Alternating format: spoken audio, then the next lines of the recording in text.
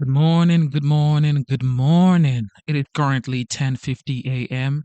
And of course, today's date is the 14th of May 2026. Good morning, ladies and gentlemen. This beautiful morning, we're going to be checking out the Interior Secretary Doug Burgum as he testifies in an intense House Natural Resources CMTE hearing. Of course, we all know this is Trump's Interior Secretary. Trump thinks a lot about Doug Burgum. He talks about Doug Burgum a lot, and he says he is capable of doing the job properly. He is intelligent, smart, and he gets it, like President Trump always says. And I do think that Doug Burgum is doing a good job. That's what I think. You may think otherwise, but I do think Doug Burgum is doing a good job. And this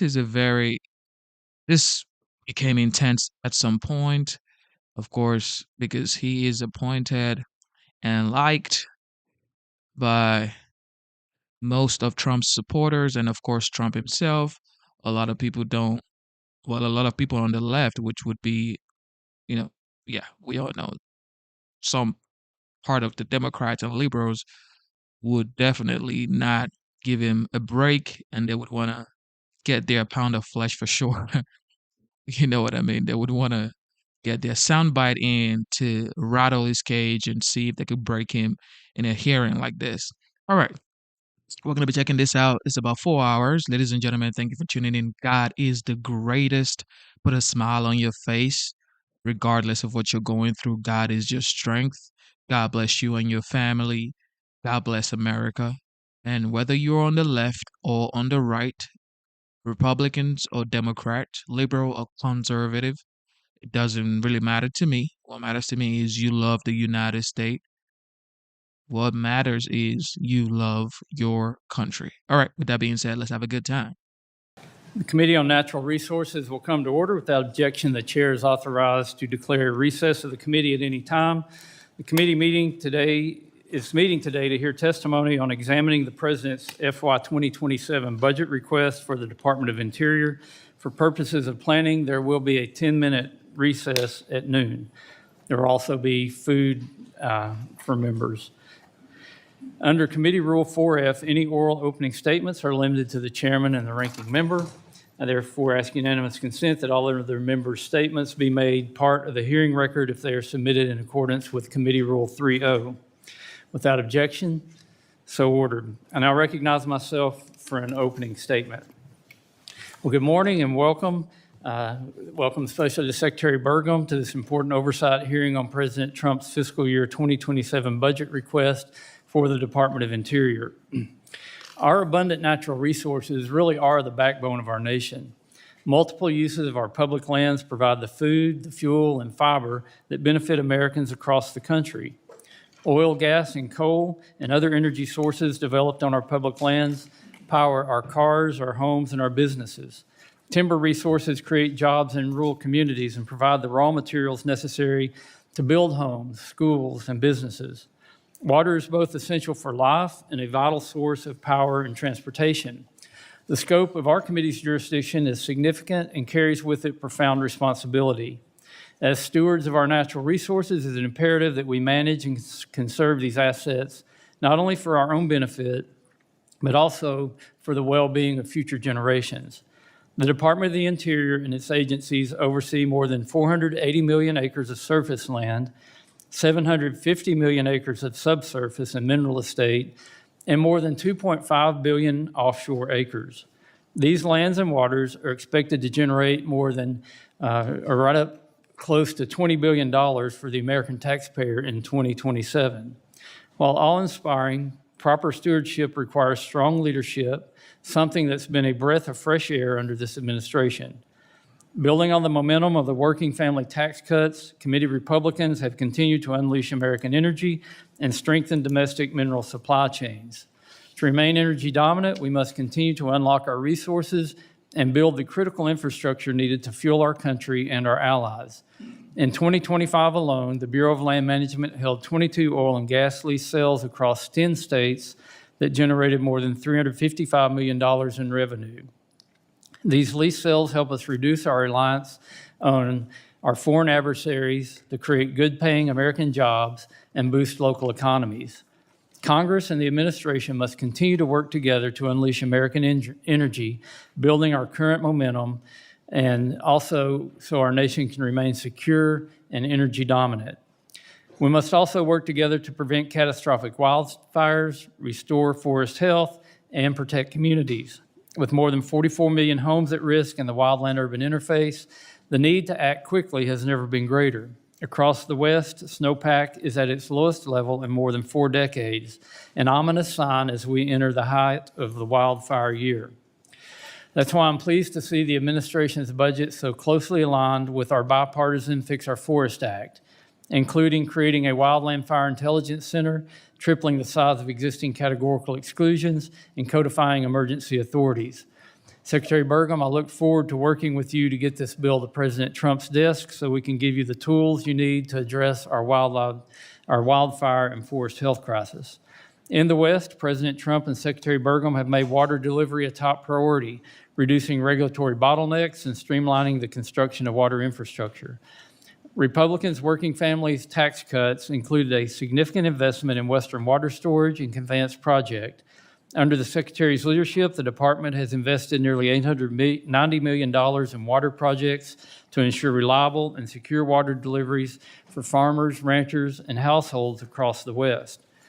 Again, our natural resources are the backbone of our country. We must steward our resources well and responsibly develop them for the benefit of our nation and for our allies. Secretary Burgum, I do welcome you back to the committee. I look forward to your testimony and discussion how we can work together to responsibly manage our resources. And with that, I now recognize Ranking Member Huffman for an opening statement. Thank you, Mr. Chairman. Welcome back, Mr. Secretary. Since you were last here, things have unfortunately gotten worse for the department and a lot worse for the American people.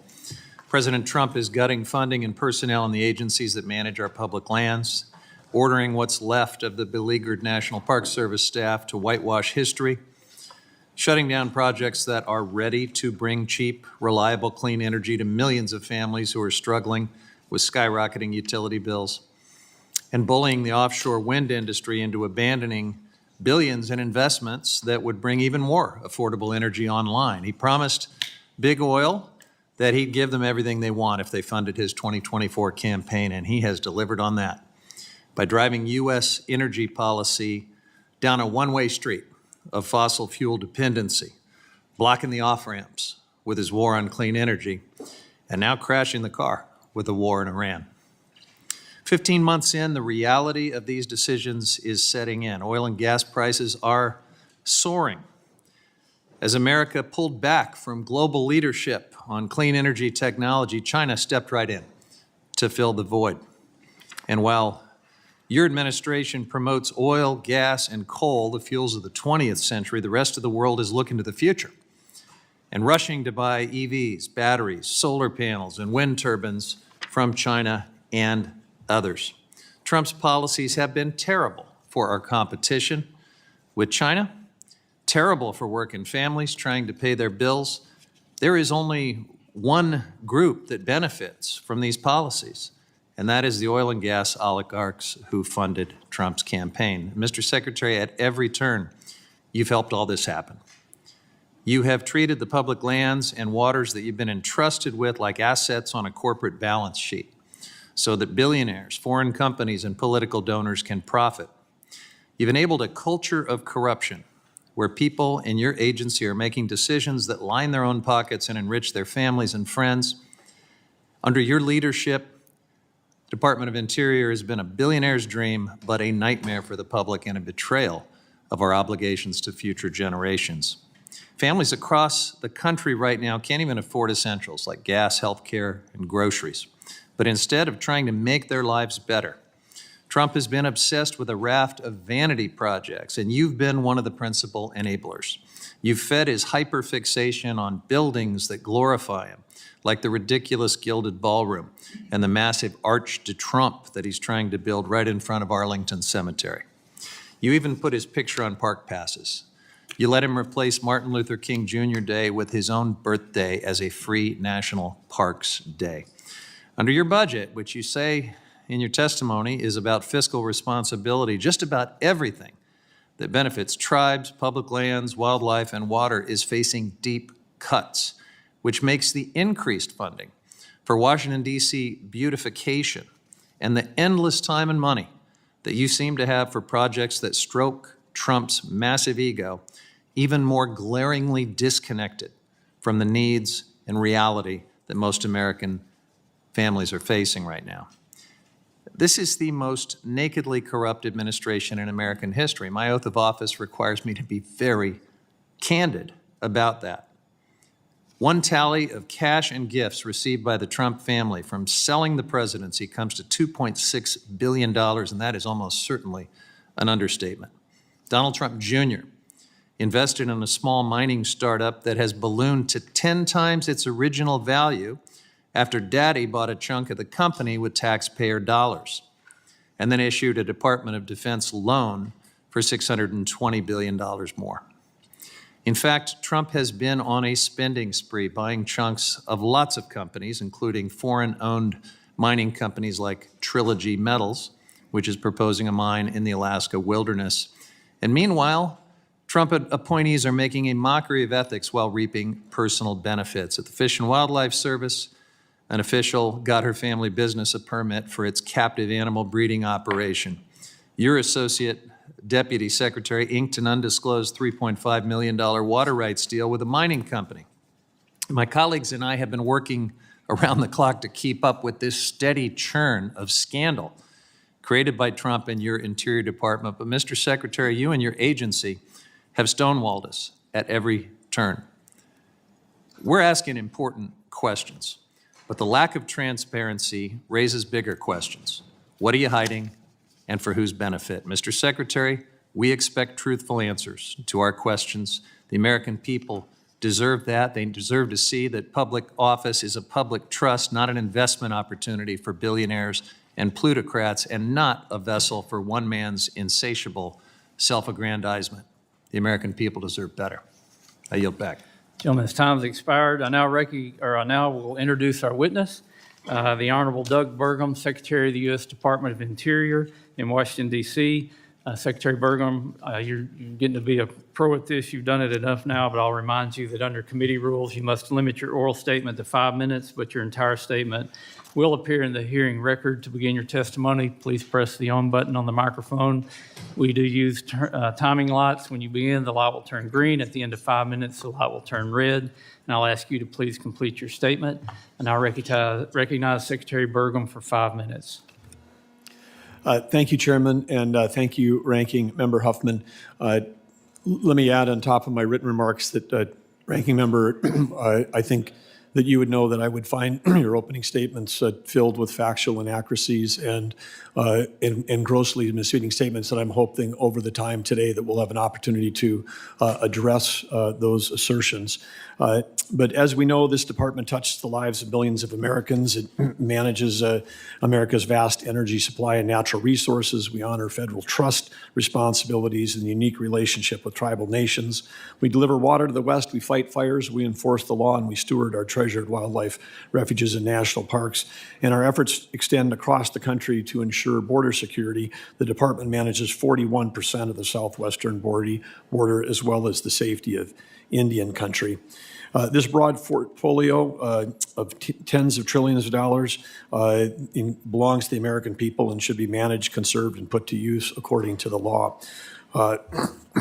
This budget reflects President Trump's priorities to pursue American energy dominance, deliver services more efficiently, uphold law and order, and make federal lands safe and accessible for all Americans, all of which will make life more affordable for families across this country. Under this administration, Interior, along with the rest of the administration, is committed to increasing our energy production, reestablishing our position as dominant in critical minerals, protecting our economic and national security.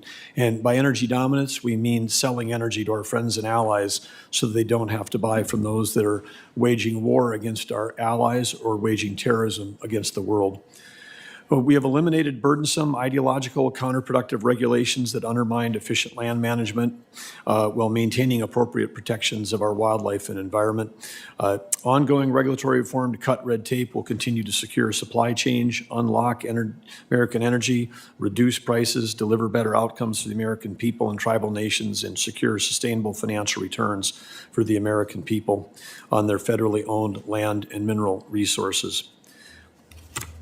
The department estimates that revenues in 2027 will exceed nearly $20 billion. That's revenue coming in from managing the resources, now more than offsetting the operational costs of the department.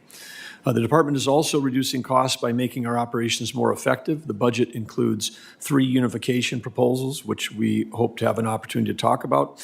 One is unifying our 4 wildland fire programs into the new U.S. Wildland Fire Service. The budget also includes the unification of the firefighting components of the U.S. Forest Service into this one national U.S. Wildland Fire Service. Unifying duplicative endangered species responsibility that is split between NOAA and UN Fish and Wildlife under the Fish and Wildlife Service, and reunifying the department's 2 existing offshore mineral management bureaus into a single entity, the Marine Minerals Administration. These unification efforts will streamline bureaucracy and make our work to fight fires, manage forests, protect wildlife and the environment all faster, safer, smarter, and more effective. We are expanding our efforts to cooperate with tribes and federal agencies to fulfill trust responsibilities by committing to open-door engagement, transparency, and sustained communication with all of our 575 federally recognized tribes. The millions of Americans visit interior lands each year, fueling a booming $1.3 trillion outdoor economy and supporting jobs and small businesses nationwide. The 2027 budget focuses on the continued recreational use as well as the beautification of interior's assets. One big ask that we would have for this committee is to expeditiously reauthorize the Great American Outdoors Act Legacy Restoration Fund passed by Congress and signed by President Trump during his first term. Reauthorization for an additional 5 years would again help protect and ensure that we have the capital budgets to maintain these essential resources. In addition, as we celebrate America's 250th, the budget focuses on visitor-facing operations at our parks, wildlife, and public lands, and this will help improve visitor experience, drive tourism, create jobs, and generate revenue. Simply put, this budget puts America first and Americans first while securing peace and prosperity for our country's future. I appreciate the committee's support for the department's mission, and I look forward to working closely with each of you to advance the important mission and responsibilities of the Department of Interior. Thank you. Gentleman yields back. Thank you, Secretary Burgum, for your valuable testimony. We'll now move into questions, and I'll recognize members for 5 minutes, beginning with Ms. Hageman, the subcommittee chair for our Water, Wildlife, and Fisheries Subcommittee. Ms. Hageman, you're recognized. Thank you, Mr. Chairman. And Secretary Burgum, I want to start today by thanking you for your work on the Department of Interior's finalization of its NEPA implementing regulations to make it easier to permit, access, use, hunt, recreate on, develop, and build on our federal lands in the United States.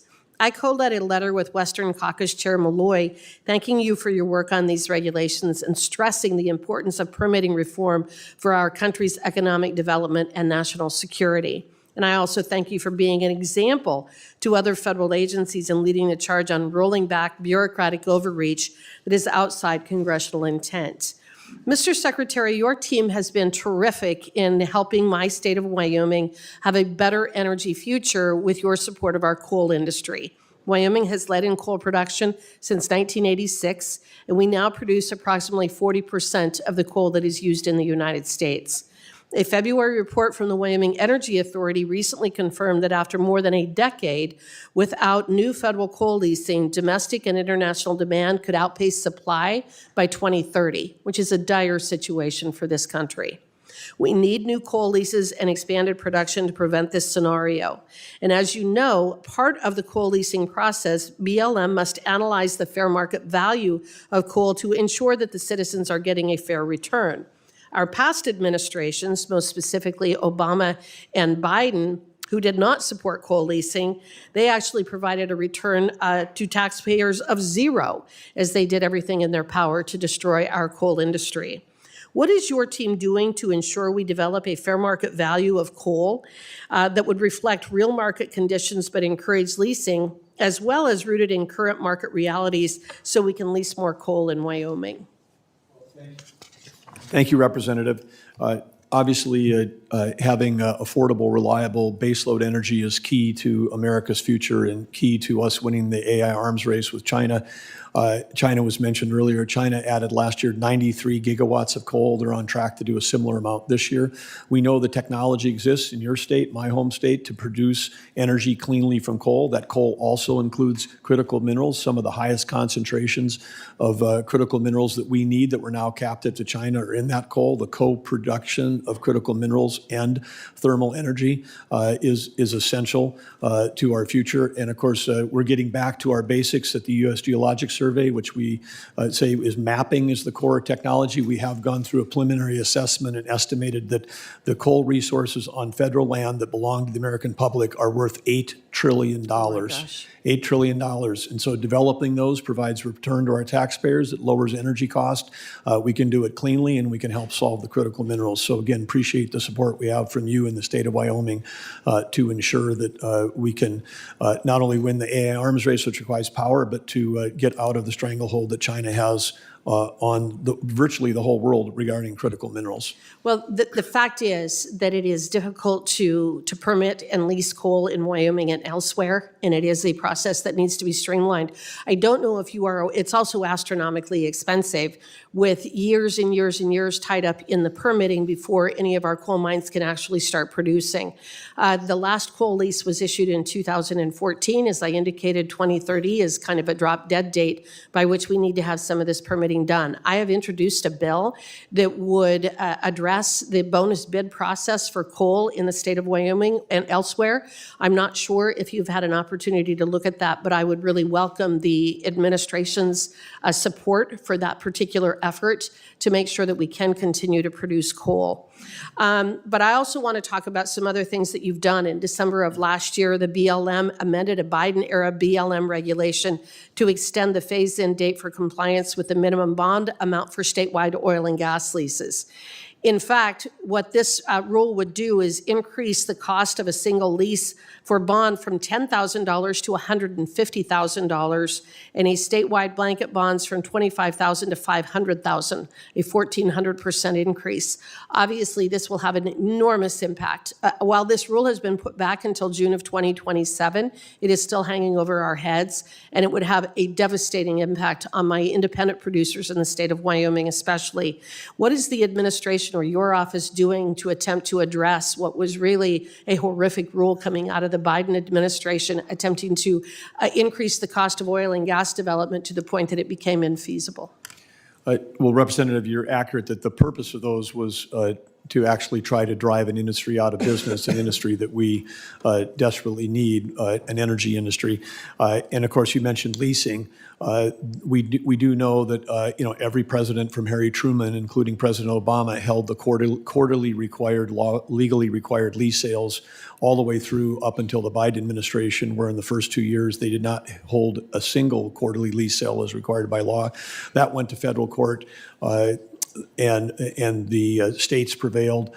We're following the lease sales per the law passed even by this Congress with the Working Families Tax Cut, and we're taking a look at those egregious bonding rules that were put in to make sure that we're appropriately protecting the resources of America, but also making sure that we're not adversely penalizing those that are trying to lower prices for Americans for energy. Thank you. I yield back. Gentlelady's time's expired. The chair now recognizes the gentlelady from Nevada, Ms. Lee, for 5 minutes. Thank you, Mr. Chair. Thank you, Secretary, for being here. Just weeks after you were here last year in June, Interior published its July 15th memo requiring your personal approval on any and all solar and wind permits. This basically created a total permitting mess in my home state of Nevada, stalling 93% of all new energy capacity in our state. This new red tape had gotten so bad that our Republican governor, Joe Lombardo, ended up having to, what he said, call an audience with the president in an attempt to clean it up. On a December podcast, here's how the governor said his meeting went. Quote, Nevada utilizes solar energy more than any other state in the nation. I walked President Trump through it, and he goes, okay, sounds good. I'm glad you brought it up. I'll call Burgum and tell him it's allowable in Nevada. So my first question is pretty simple, Mr. Secretary. Nevada currently has the third highest unemployment rate in the country. Our governor himself has emphasized that solar, if unleashed, would bring tens of thousands of good-paying jobs and several $1 billion of economic benefits to our state. My question is, did the president keep his promise and personally call you to tell you that solar development is allowable in my home state? We were following the law required for permitting, and I want to... It was just a yes or no. Did the president call you based on his conversation with the governor? President Trump has been clear about the energy dominance agenda that we have, and we're instructed to work on anything that is affordable, reliable, and secure, and that we're following the law in terms of the permitting to get that done. We know that there are projects moving forward, but one thing to clarify, your opening statement said that I personally have to it. It actually says that the Secretary's office includes all the administrative staff, not just a local district office or not a Can state I reclaim office. my time? Since for the past year, in my home state, there have been 0 permits issued on solar. And with respect to following the law, the fact of the matter is a judge actually struck down the July 15th memo last month.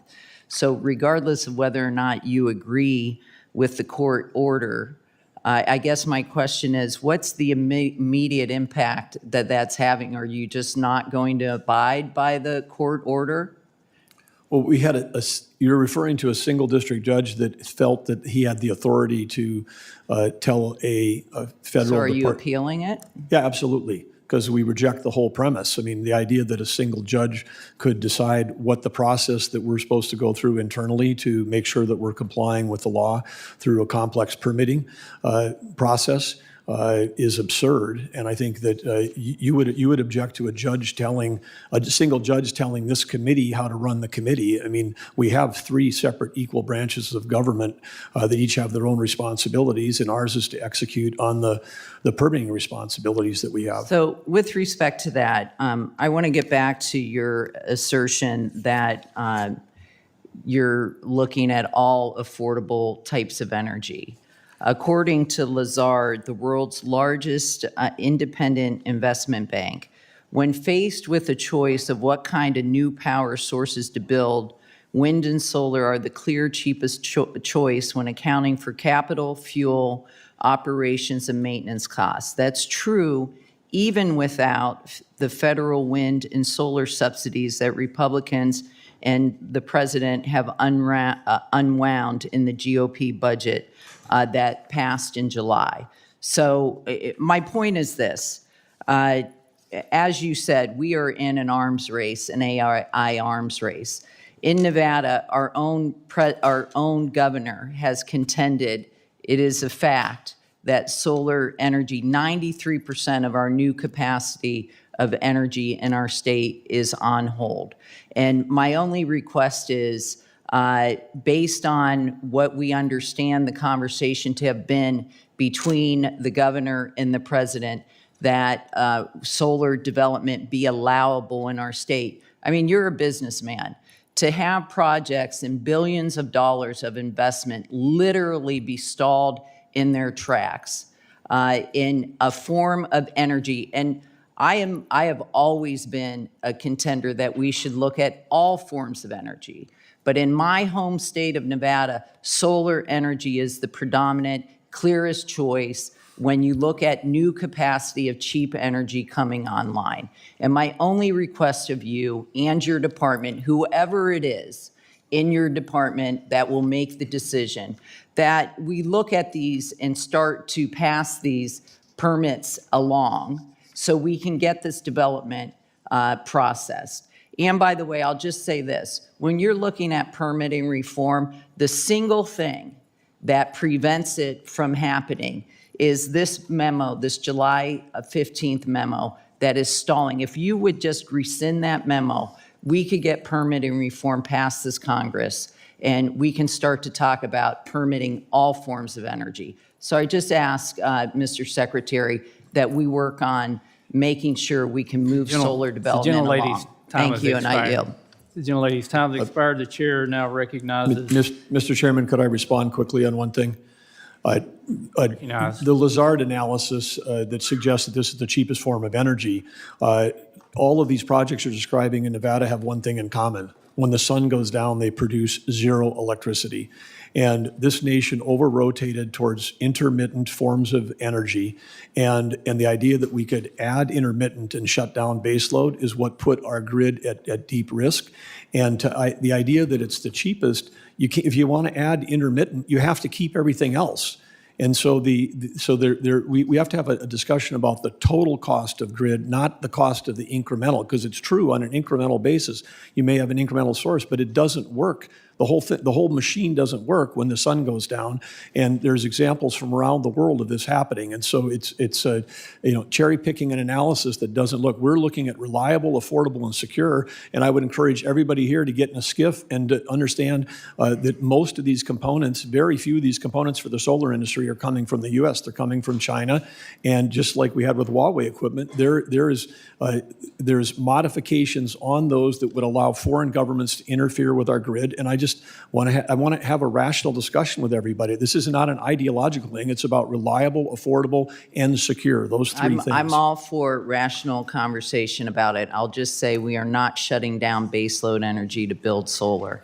And I will contend we have battery storage as well. So we're going to move on to the next question. The chair Chairman, now I request unanimous consent to enter into the record this amazing new technology that apparently the Secretary is unaware of. It's a battery. China's figured it out. That's why they're cleaning our clock on clean energy, but I want to enter that into the record. Without objection, so ordered. Could we also include that China is the world's largest emitter as part of that submission? And let's include the fact that far more clean energy was created in China last year. The gentleman mentioned their coal. The coal was a fraction of the new energy. We're going to move on to the next member, or we'll never get through this hearing. The chair recognizes the gentleman from Wisconsin. Mr. Chairman, may I be allowed to ask my questions? I'm trying to recognize you, Mr. Tiffany. I see that you're doing that. 93 gigawatts of coal, is that what I You haven't been heard? recognized yet, Mr. Tiffany. I'm sorry, what's that? Said you haven't been recognized yet. But the chairman of the subcommittee on federal lands, the gentleman from Wisconsin, Mr. Tiffany, you're now recognized for 5 minutes. Thank you for keeping order, Mr. Chairman. 93 gigawatts of coal, is that what I heard in China? Yes, just in 1 year.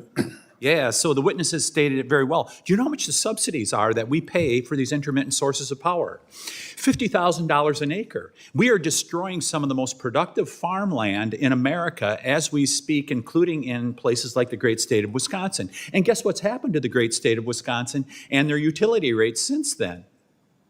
We went from the second lowest in the Midwest to the second highest. And that's because of this movement towards intermittent sources of power. When the wind doesn't blow and the sun doesn't shine, you do not get power from it. And you have to keep the base load power. You have to, unless you want to be like Germany and fall behind the rest of the world, you cannot decommission all that you have. Real quickly, in regards to U.S. Wildland Fire Service, I'm looking at the budget and the numbers we have here that were provided to us. It appears there's a significant increase. Is that correct, Mr. Secretary, in regards to the U.S. Wildland Fire budget? Yes, through the unification of the existing groups across BLM, BIA, and National Park Service and U.S. Fish and Wildlife. Those four, plus the U.S. Forest Service, is included in this budget, also being included in that thing. So it's a transfer from the USDA budget as well. Yeah, Mr. Chairman, I want to thank the Secretary for presiding over that, because what is the one thing that we've been hearing as we've traveled around the West is that there are all these silos that have been out there, and they did not coordinate amongst themselves to fight these fires. And stopping the scourge of fire in the West is probably the greatest challenge you have, other than producing more energy for America, and I want to thank you for doing that. I want to get on to another issue that's quite different. The Obama administration opened up a loophole in our immigration policy in regards to paroling Chinese nationals in. And so it's a real thing that we're directly involved in. So thank you for bringing attention to this issue. And you are taking action, is that correct? Well, we're working with those that control immigration, certainly. Yeah. Mr. Chairman, something really important that we do. There were more births that were going on in the Mariana Islands by Chinese nationals than there were of Americans. As a result of this loophole, it's important to shut it down. National Park System. Do you believe in public-private partnerships? Yeah, absolutely. And tell us some of the actions that you're taking to make that happen. Well, I'm pleased to say that, again, we've got a number of organizations like the National Park Foundation, which is raising a record amount of dollars.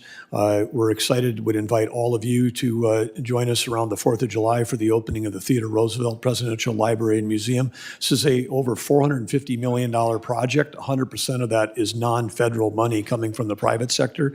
It could be a role model for the kinds of things we could do at entrance communities to our 63 national parks. We should be doing far more of this, shouldn't we? Because there's an enormous wealth in this country that would like to participate, isn't there? Yeah, absolutely. Yeah, for sure. I want to talk about EJA real quick here in closing. Equal Access to Justice Act, I'm sure you're familiar with it. Extreme environmental groups have used this to be able to shut down project after project across America, including groups like the Natural Resources Defense Council, and they fundraise off from it.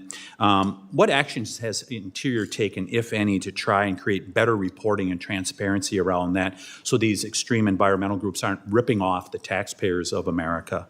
Well, we're certainly working on trying to create the transparency around these organizations that position themselves as somehow conservation groups but don't spend any money at all on conservation. They spend it all on lawsuits. They have high-paid lobbyists and CEOs as their officers. They tell people to be afraid, send us a check, we'll solve the problem. They sue, and under IJA, if they sue, they settle. They get the taxpayer is on the hook for paying their legal fees, and it's become a giant business. I mean, there's a business model of involved in suing over these issues and then turning that into a profit center. And I think Congress should take the steps to make sure that we're not using taxpayer money for groups that are blocking America. We know in this country that we can do two things at the same time. We can build great things and we can protect the environment. This is a false trade-off that's being presented by these organizations, and we shouldn't be funding them with taxpayer dollars. Who knew these massive environmental groups would be ripping off the taxpayers of America? I yield.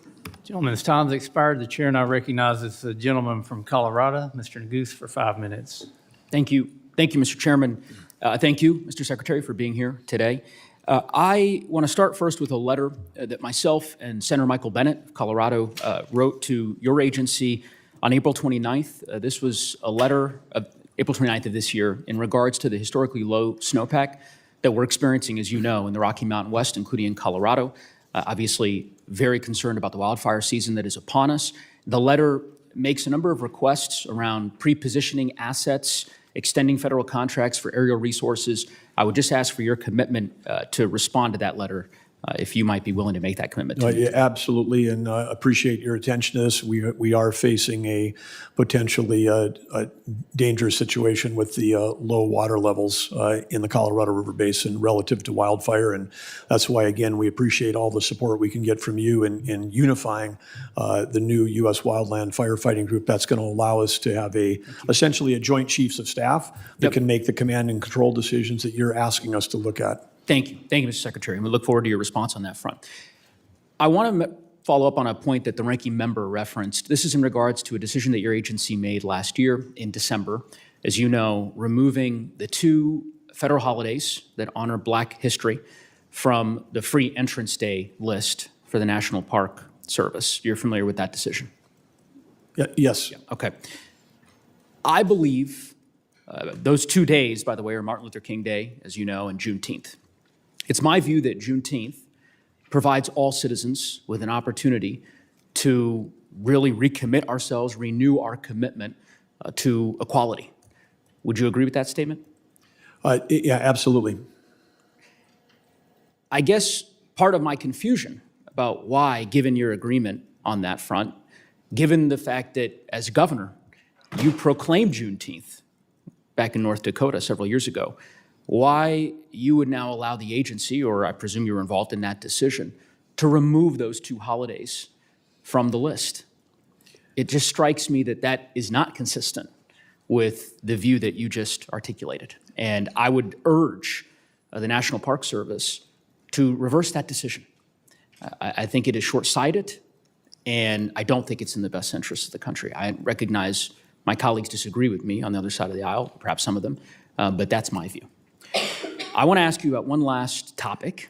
Can I just say, I want to make sure on that Sure. topic that we understand that no one is changing these holidays, the holiday designation, whatever. There was an ability to choose free days, and part of that was, where do we space the free days? Where do we put them? Do they match up against weekends? but Mr. Secretary- and again, trying to get more of those days into the summer months when we have higher visitation. I hear was you. one At of the that. same time, I think you could understand how many Americans would perceive a decision by your department to remove Martin Luther King Day as a free entrance day, the National Park Service. I just, at the end of the day, again, we'll have to agree to disagree on that front, but I will move on. Are you familiar with Atlantic Industrial Coatings? I'm not familiar with that. So Atlantic Industrial Coatings is a you're saying- company. Are you familiar with that company? You're saying Atlantic? Atlantic Industrial Coatings, correct? Are you familiar with it, or? I'm not familiar with Atlantic. Okay, Atlantic Industrial Coatings is the company that received a no-bid federal contract for the project at the Lincoln Memorial Reflective Pool. Are you familiar with that now? Is that, I'm familiar with that project, yes. but not the company? I wasn't familiar with that specific name of the company. Okay. You're familiar with the fact that a company received a no-bid contract to do the work on that project, correct? I'm familiar that we're working on a project to restore the reflecting pool before the summer season with record attendance, yes. Yes, and that was through a no-bid $13 million contract, right? That's not up for debate. That's a But fact. I'm positive that we followed all of the required bidding rules. So you're Well, let me ask you that you're question emphasizing the word no bid like something nefarious has happened. and Okay, then I reject explain that it to me. thesis. Here, I'll ask you the question.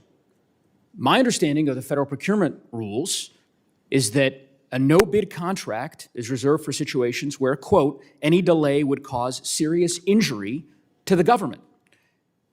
What is your proposition is what? That there'd be serious injury to the government if this company didn't get the $13 million contract to do this particular project right now? Is that Well, I think we do have a sense of urgency. I mean, we got handed a record amount of deferred maintenance. We had 19 fountains across the city that didn't work. that's the 82 homeless serious sites, injury to 1,000 the government? The serious injury to the government? Well, I suppose a lawyer could decide that, but I think that maybe all of us could agree that we would want to have our nation's capital looking great for the 250th. I mean, this is a common sense decision. I would say, just last question, who picked this company? Because President Trump, a few months ago, in a New York Times article said, I have a guy who's unbelievable at doing swimming pools. He looked at it, he called me up, he said, sir, we can do something on it. Last night, he posted on Truth Social, also, I did not give out the contract, Interior did, to a contractor I did not know and have never used before. So Interior, he's talking about you. Did you give this $13 million no-bid contract to this company that's never done business with the federal government before? The gentleman's time has expired. I think the Secretary can answer the The question. gentleman that you're talking about that has done construction work regarding pools and fountains for President Trump is not part of this contract. He's just a citizen that cared about it and offered some free advice. There's nothing there in terms of any dollars flowing to anybody that worked for President Trump. Who picked this company? That's what I'm getting at. The National Park Service going and to- the we're going leaders to on the move National on. Mall are the ones that picked it. They went through the process, picked the person that was best, and part of their selection process was picking somebody who had the capability to complete the project in a time frame and in a budget that would actually fix the problem. problem. I mean, there are past presidents that have worked on this thing. It's been shut for 2 years. Read the article. There was $38 million spent on this between 2010 and 2012, and it was never fixed. I mean, this is Secretary, we're going to move on, and some of these questions, if you want to refer or answer them in writing when there's more time, that would be fine. But we're going to move to the gentleman from Minnesota, the chairman of the Subcommittee on Energy and Mineral Resources. Mr. Stauber, you're recognized for 5 minutes. Secretary Burgum, thank you very much for being here. In November 2020, the first Trump administration finalized a rule to delist the gray wolf under the Endangered Species Act. As is often the case, the rule was quickly litigated by activist groups. For the past 5.5 years, this rule has been stuck in the courts, as both the Biden administration and the current Trump administration have defended it. According to data from the Fish and Wildlife Service and state wildlife agencies, over half of the gray wolves present in the lower 48 can be found in the district I am proud to represent, Minnesota's 8th congressional district. Our inability to properly manage a gray wolf is an issue for my constituents, and they face that every day. Secretary Burgum, can you confirm that the Trump administration still holds the position that the gray wolf should be delisted under the ESA? Yes. And so to confirm, But I want to say again, as you know, we got gray wolves, we got Mexican wolves, we've got some places where they've been downlisted versus delisted. I mean, it's a complex situation, but I guess what I'm agreeing with is that we do have a wolf management issue, and we're actively engaged in trying to resolve this and find the right balance. So confirming, defending the November 2020 delisting rule is still the administration's strategy? I would say yes, but we're also taking a look at downlisting as well, because in some cases the delisting could actually make things worse than just downlisting. And so we're taking a look at how we can achieve the goals of better wolf management. Okay. Does the department have any additional tools to delist these wolves and other species administratively, or must Congress step in to help you? We're going to do everything we can administratively within the rules that we have, but certainly would welcome any discussions with Congress to try to come up with the rule, because again, we have a patchwork state by state right now, and wolves unfortunately don't know where the state lines are. No. I will tell you that we have to celebrate the success of the ESA, like the gray wolf, and I appreciate your responses. Switching gears to northern Minnesota, we're home to the incredible critical mineral wealth, including the Duluth Complex, the largest untapped copper-nickel deposit in the entire world. And I want to thank you for your recognition of this incredible opportunity we have in northern Minnesota, along with your entire department's work to make responsible critical mineral mining in northern Minnesota a reality. That said, we don't have a complete picture of the full extent of the mineral wealth in the Duluth Complex or other mineral formations around the country, due in part to the lack of data and analysis. In this area, for example, the data we have is largely extracted from the commercial drilling and mapping of proposed projects. But beyond those project areas, what we have is just an estimate, not a full picture. What is the USGS and the department doing to address this? Well, I agree with you, Representative. And of course, as I stated in my remarks, we're trying to get USGS back to its core mission of mapping. And of course, the ability to do better mapping with higher tech, with less intrusion is certainly available, but we're definitely getting that agency focused on its core mission of mapping. There's and it's essential to this larger issue of winning the critical minerals race with China. It's hugely beneficial to us. So again, will the department prioritize mapping of the Duluth Complex and other geological formations in northern Minnesota? Yes. Thank you. Before my time is up, I want to turn to your role as chair of the President's National Energy Dominance Council. While I recognize we need an all-of-the-above approach to energy and mineral development, part of which includes working with our allies overseas, Americans enjoy vast energy and mineral wealth here at home in the United States. Many Americans, including those in my district, are frustrated to see the administration run overseas first, while proposed projects continue to languish here in our country. These are projects that will employ American skilled labor and directly benefit from them. Will you commit to prioritizing these domestic energy and mining projects over projects overseas? Yes, certainly, and we've got some partners like Canada and Australia that are going to be key in helping us revive. We've killed the mining industry in this country. We graduated 36,000 lawyers last year. About 300 students graduated in mining or metallurgical degrees. 30 years ago, the U.S. led the world in critical and rare earth minerals. Now we're completely dependent on the top 20, 85 to 100% on China. So it's not just mining companies, it's also universities, it's also, getting back. And again, if people care about the planet, we should do it all here because we do it cleaner, better, safer, smarter than anyone else. We've got an EPA, we do reclamation. Shoving mining to other parts of the world is horrible for the global environment, and it undermines our national security. Thank you, Mr. Secretary, and continue the good work. Thank you. Gentleman's time has expired. The chair now recognizes the ranking member for 5 minutes. Gentleman from California, Mr. Huffman. Thank you. Secretary Burgum, I want to start with something I hope we can just agree on. Would you agree that most Americans are struggling right now to afford basic necessities of life because of rising costs? Yeah, I would say, again, this administration. Yes or no? Do you agree they're struggling with these rising costs? I agree that this administration inherited the highest inflation in 40 years. Mr. Secretary, do you agree that families are struggling across this country with rising costs? Yes or no? I agree that during the first year of office, we did more. This administration did more to lower costs than any other. Maybe you wouldn't know, Mr. Secretary, whether they're struggling. I mean, you're in a different economic strata, but I think most of us understand there's a struggle out there because of this administration's economic and energy policies. And while you are slashing just about every other part of the Department of Interior's budget, including for national parks, you have spent a lot of the department's time, resources, and taxpayer dollars to serve Donald Trump's vanity. You put his face on national park passes. You're helping him build $1 billion ballroom. You're letting him paint the reflecting pool blue on a no-bid contract.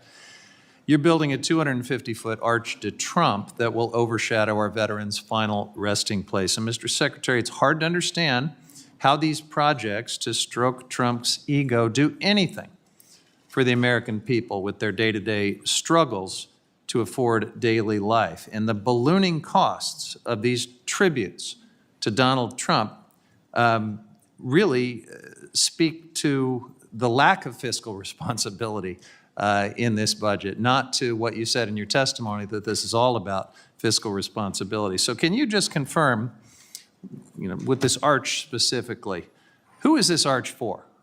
Who's it being built for? I think you're probably aware that there's been no final agency action around building something on a site. That was not my question about technicality on final agency action. Who's it being built for? It's not a technicality. You're acting. This is my question, Mr. Secretary. I'm sorry, that's the way it works. Who is the arch being built for? The frame of your question is that there has been a approved proposal and something is actually being built. Now, let's forget about final agency action and other legalese. There is a proposal to build this arch. Who is it for? There's a discussion about it. I wouldn't say there's not a proposal. Who's it for? Well, for the American people, just like everything else in this thing, because there are 68 democratic capitals around the free world that have arches, and I guess that somehow the United States building an arch for the people to celebrate. We're going to build one just a little taller than the one in Pyongyang because someone in the White House insists that ours be the biggest. Mr. Secretary, you may not be aware of this, but actually I'm sure you are aware. Donald Trump was asked this question specifically on the record, and he said this arch is for him. He said his answer was me. We can enter that into the record by unanimous consent if you'd like, but I'm pretty sure you're aware of that. Mr. Secretary, while you're funneling billions into these vanity projects, gas is up by an average of $1.40 a gallon from last year. In March, President Trump posted this message. He said, the United States is the largest oil producer in the world by far, so when oil prices go up, we make a lot of money. Who's the we?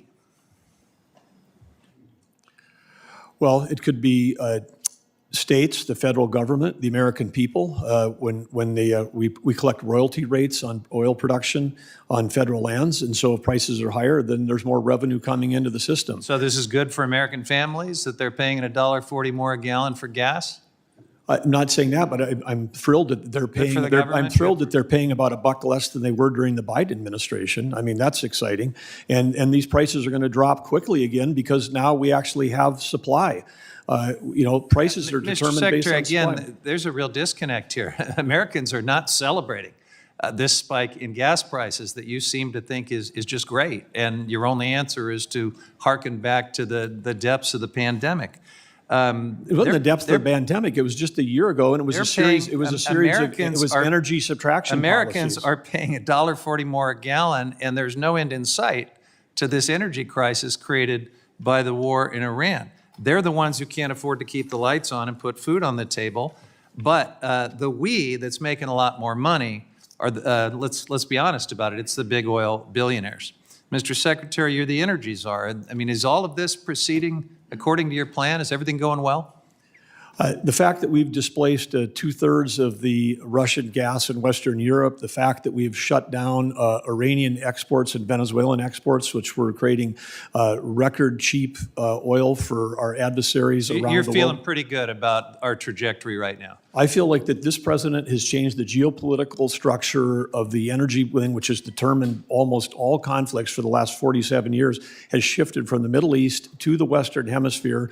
And when Alaska continues to come online to serve our Pacific allies, we're going to see a historic shift. Everything's going great.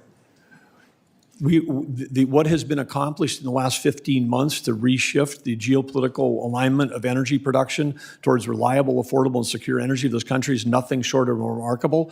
And this is a temporary, not a long-term thing. We're on a path towards affordability, reliability, and security. I'm going to take that as a yes, that you believe everything's going great. Thank you, Mr. Secretary. I yield Gentleman's back. time has expired. The chair Mr. Chair, Mr. may Stauber, I enter into the record?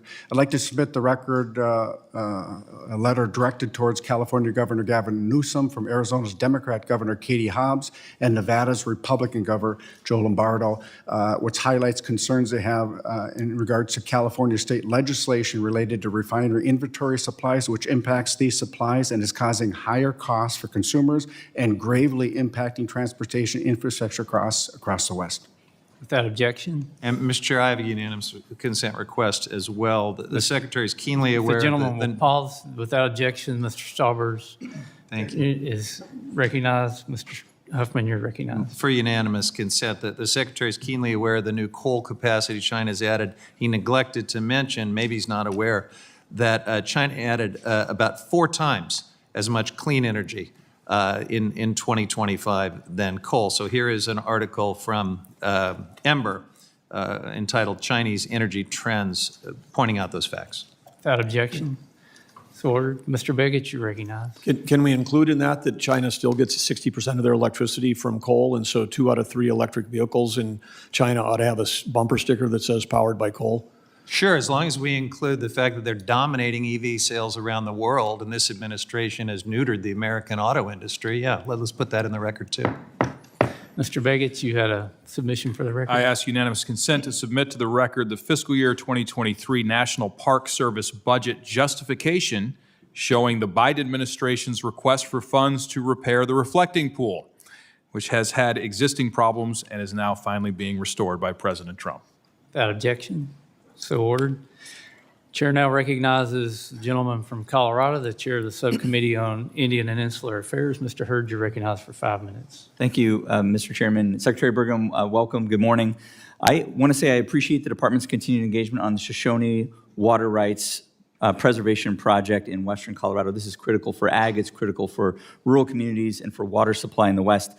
Can I count on your department's continued engagement with my office as we work to get this effort across the finish line? Yeah, absolutely. Wonderful. Thank you, Mr. Secretary. Separately, I also appreciate the department's continued attention to proactive wildfire mitigation, also a huge issue in Western and Southern Colorado, and your efforts to prevent further wolf introduction to Colorado. I trust that your work in these areas will continue as well. Yes, absolutely. Wonderful. Thank you. Mr. Secretary, as Chairman of Indian and Insular Affairs, I wanted to ask about tribal public safety and work that your department is doing in Indian country in that regard.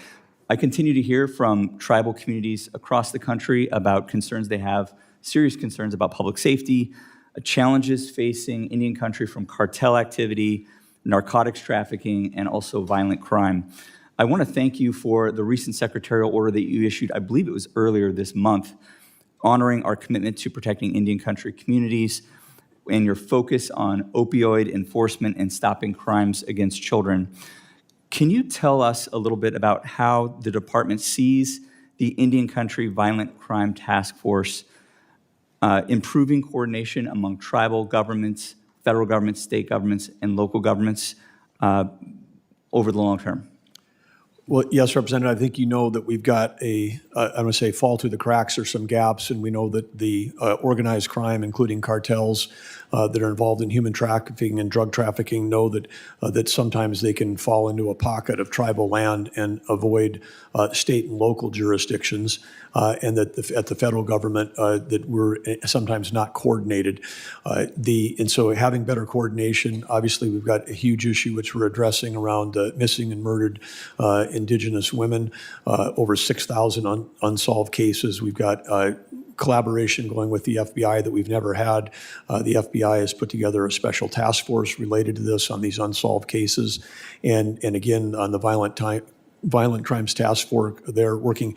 They had a fun, it just happened this week, so it hasn't been made public yet, but there was a bust that through this group that was working that picked up close to 40,000 fentanyl pills in one bust on tribal land, and over 50 pounds of other drugs and narcotics. And so, enough to kill tens of thousands of Americans in the wrong hands. So it's a real issue.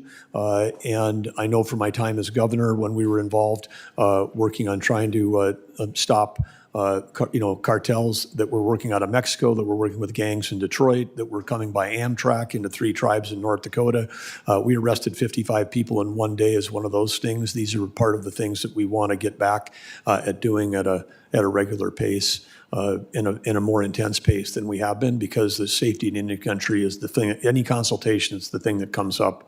We've underfunded the infrastructure in terms of detention, jails, and other things in Indian country as well. It's a big issue. Completely agree. Thank you so much for that emphasis on that, Mr. Secretary. I cannot tell you how important that is in Indian country. How can Congress best support the department's efforts to promote and protect public safety in Indian country? What can we do more than we've been doing? Well, I think part of it's funding and part of it's raising awareness. I mean, it's shocking to me that we'll have case after case of someone going missing in Indian country, and it's never reported in the news. And then we have a co-ed goes missing on spring break, and it becomes a 10-part Netflix series.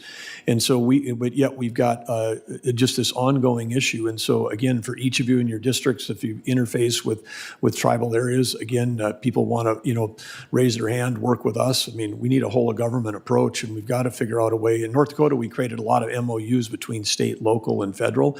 That helped a lot because some of this it's like the 1930s. Bad guys crossed into tribal country, and in some states, the state highway patrol can't even follow them because they've refused to solve these multi-jurisdictional problems. So there's a number of things we could work on together there.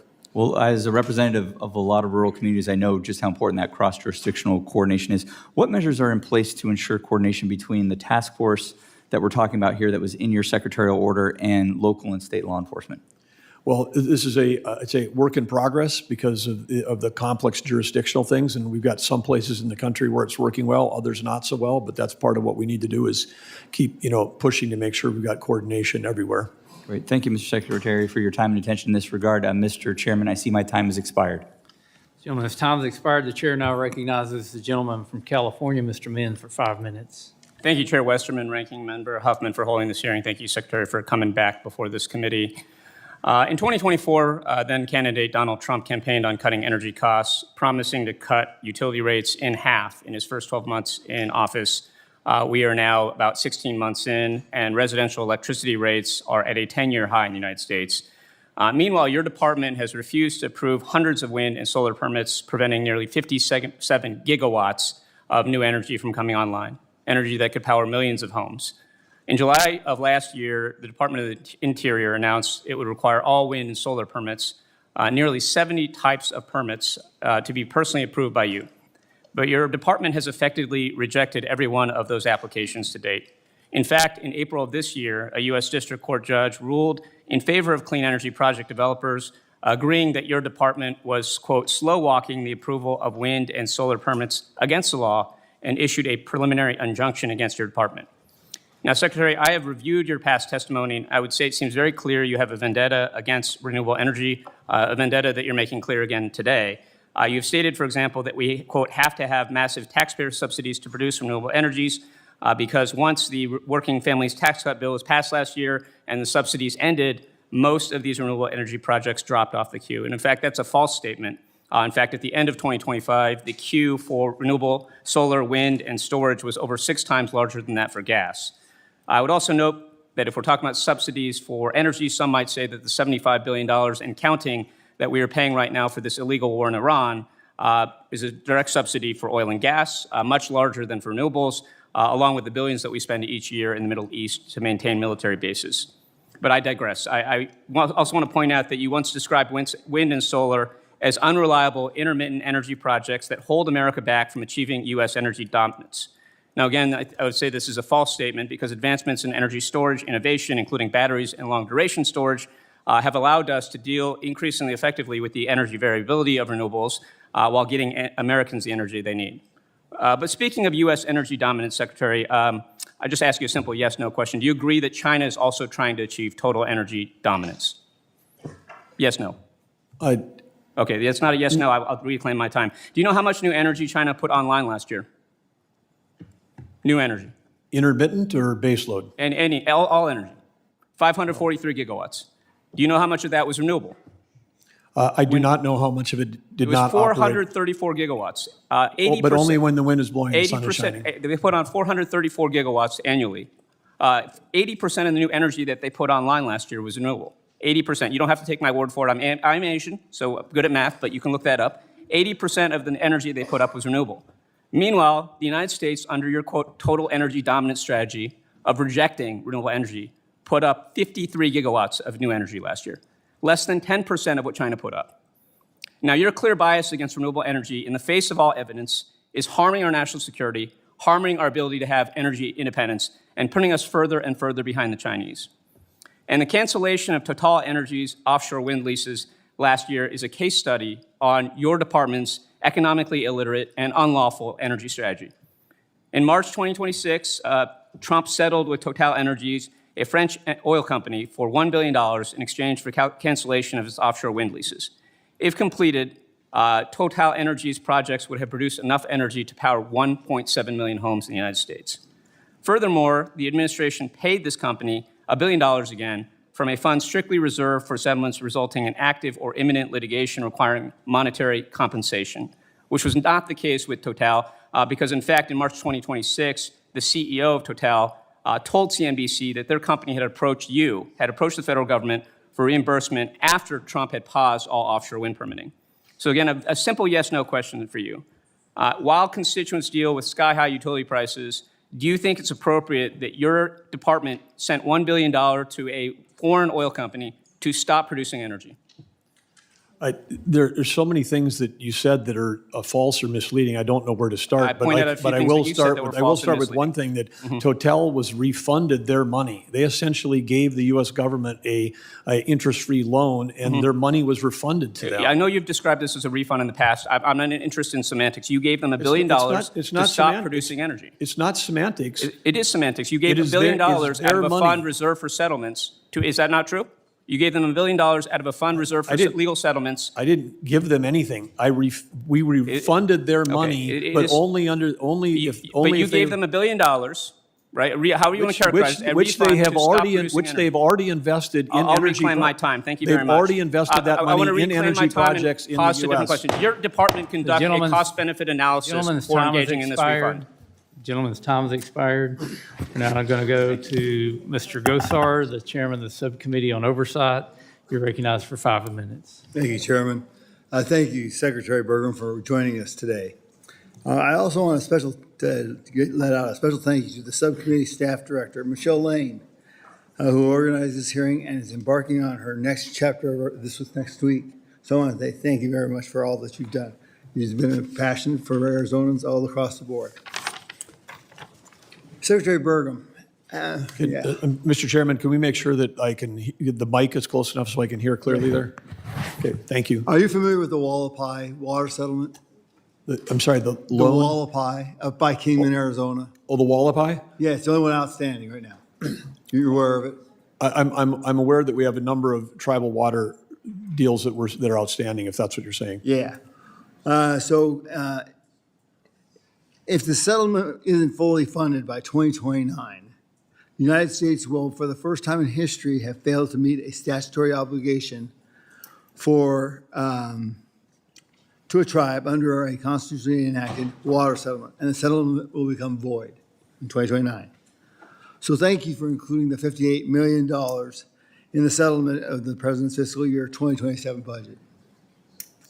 Can Congress expect to see continued investments to ensure the settlement does not become null and void? Yes. As the President delivers on affordability for Americans, I have begun the discussions to reshape how congressional water settlements have been launched and funded. Customer user fees may offer a temporary solution to fund these settlements without inflating the national debt. Are customer user fees a possible link for Yeah, fixing these? we'll look at all options. I also think your continued commitment to clean water is to everybody, especially in Arizona. It's no easy task to inherit the Colorado River Compact negotiations from the Biden-Harris administration. As the saying goes, whiskey's for drinking and water for fighting over. To solve this crisis, I encourage the department to improve existing water infrastructure like the Yuma desalination plant in my district. Construction of the YDP concluded in 1992, but the facility remains dormant. I believe that desalination is the future of our access to clean water in my district. The YDP offers Arizona the opportunity to become closer to self-sufficiency and sustainability and source clean and deploy water within its own borders and reduce the burden on Lake Mead. Secretary Burgum, what is the current operational status of the YDP, and what would it take to get it up and running to full capacity? I want to make sure that the current status of I didn't hear the initials. It's the YBD, it's the Yuma desalination plant. Oh, yeah, well, on the broader topic of the Colorado water system, I think everybody knows in the basin that we've got a big shortage. We've got to figure out a way to get desalination and any other thing we can do to get more supply. With the population increases, with the record amount of economic development activity going on, versus what the Colorado River plan from 100 years ago is, the river produces less water than originally thought. We've got to figure out ways to add more supply. So let me catch you in there. So the YDP would be something we would look at. Yeah, absolutely. We have to look at every idea we have to get more water into the Colorado system. Okay, switching on subject. A big thank you to you, Mr. Secretary, for rescinding the BLM Conservation and Landscape Health Rule on Monday. Under this rule, the Biden-Harris administration attempted to lock up our public lands from public use. My bill, H.R. 34, the Lasso Act, encourages the responsible use of public lands, according to the multiple use doctrine of the Federal Land Policy Management Act of 1976, to benefit Americans and their hard-earned Social Security benefits. Importantly, my bill does not expand the development or raise the fees for activity on public lands. Do you believe my bill would change the mission of the federal land management? I believe that the original law of multiple use is a direction we need to go, and certainly we support the revoking of this rule that would have allowed no use to be a use on public land. So how would the Lasso Act impact the President's and the Departments of Interior's current strategy for dominant energy dominance? It would be positive, wouldn't it not? Well, again, multiple use is positive for Americans, is positive for the sustainable use of our land. So yes. Thank you, Secretary. Thank you back. Gentleman yields back. The chair now recognizes the gentlelady from Oregon, Ms. Dexter, for 5 minutes. Thank you, Mr. Chair, and thank you, Mr. Secretary, for being here again today. Mr. Secretary, do you have any conflicts of interest as Secretary of the Interior? No. Good. I would hope not. I'm glad to hear it. Then I want to ask you about Dr. Jennifer Chatfield, a political appointee who was quietly installed last year as Deputy Assistant Secretary for Fish and Wildlife and Parks. It appears she has been involved in approving a permit application for her family's animal breeding facility to allow them to breed endangered wildlife. The available record also shows she may have been untruthful to the ethics officer. If the Office of the Inspector General finds that she broke ethics laws, will you fire her?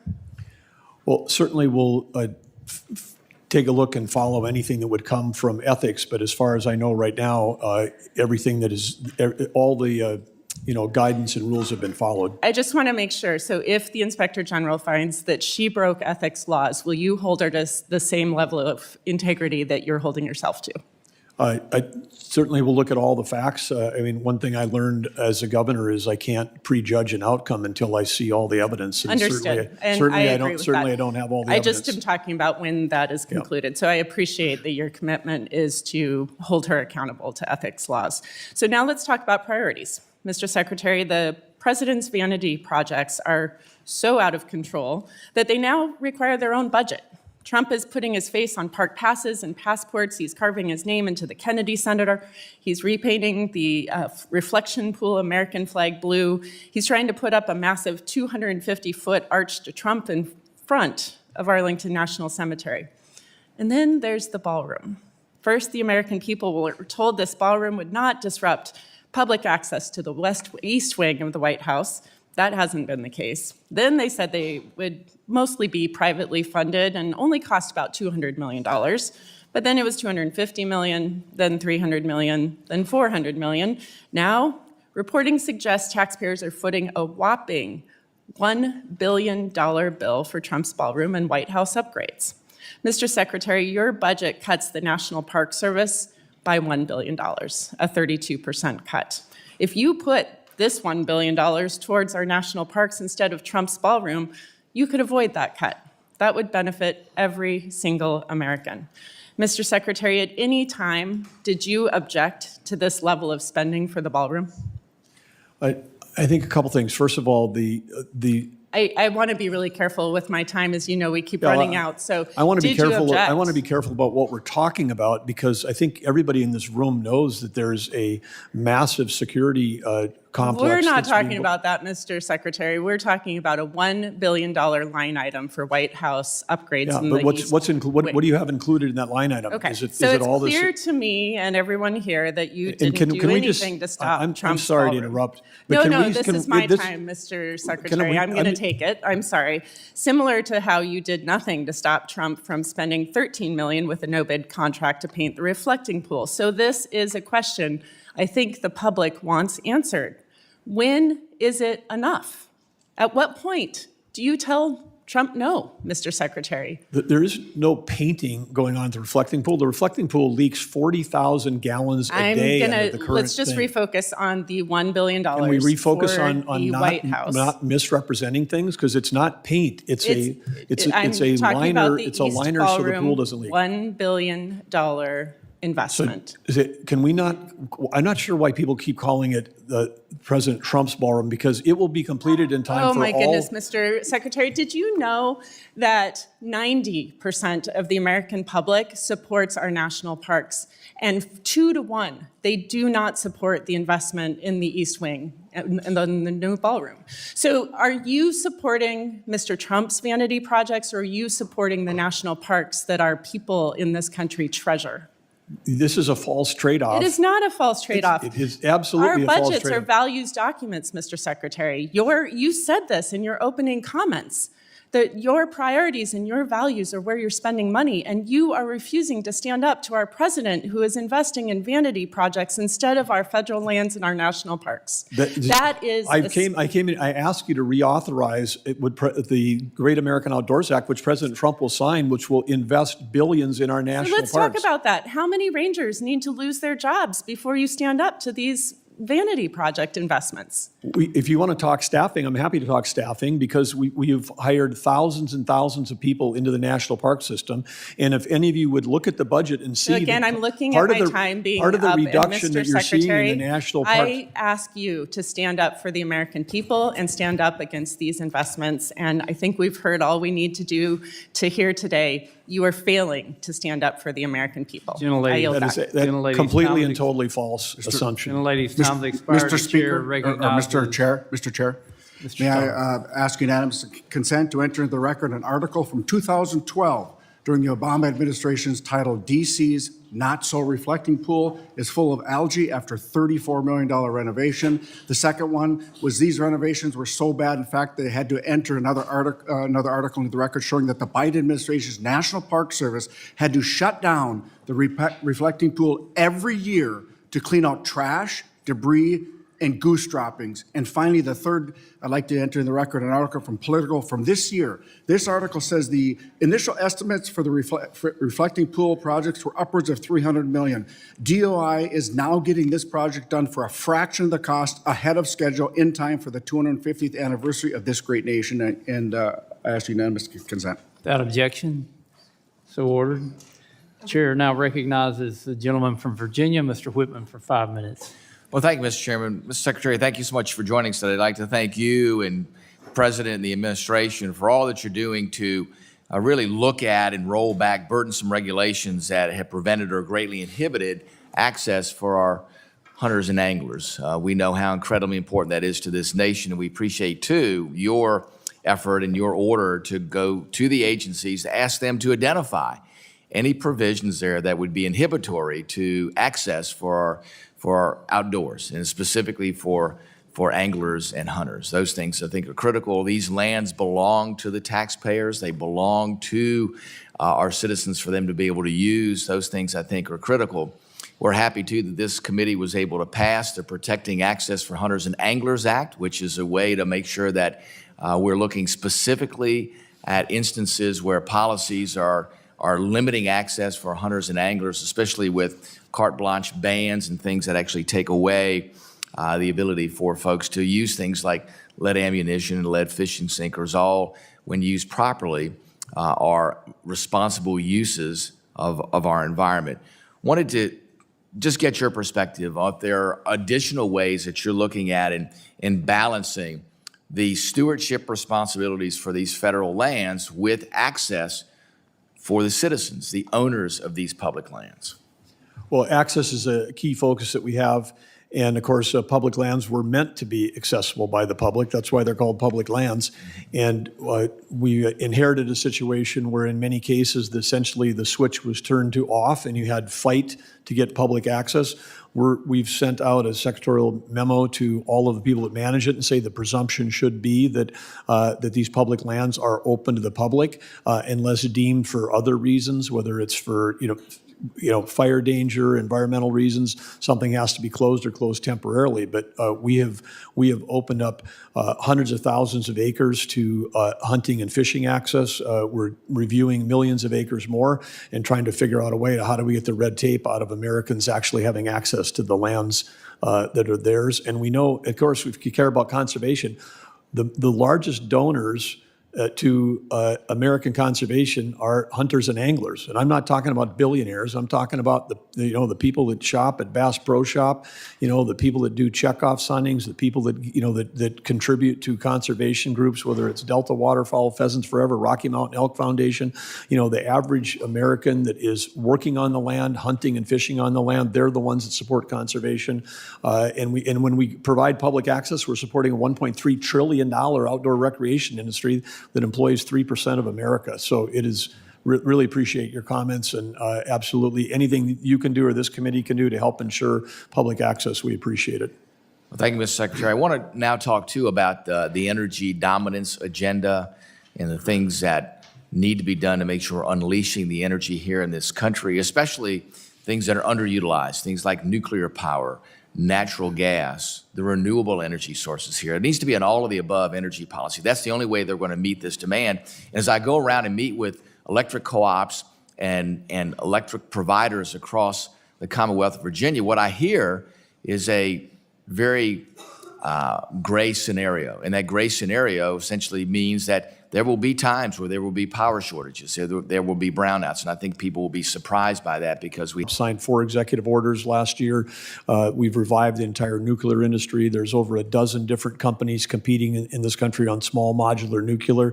That has a bunch of advantages when those can come to fruition, because we can stop spending trillions of dollars on transmission. I mean, we can put the load generation right next to where the demand is, and that's going to be fantastic. Geothermal, we're close to some major breakthroughs there. Again, thanks to the all the hydrocarbon space, the oil and gas space, the precision drilling that's going on in the shale revolution is going to enable new levels of really low cost, reliable, dispatchable 7x24 in terms of geothermal. And then hydro, Bureau of Reclamation, we're the number 2. We have 400 dams. The U.S. Army Corps of Engineers has 700. The federal government operates 1,100 dams.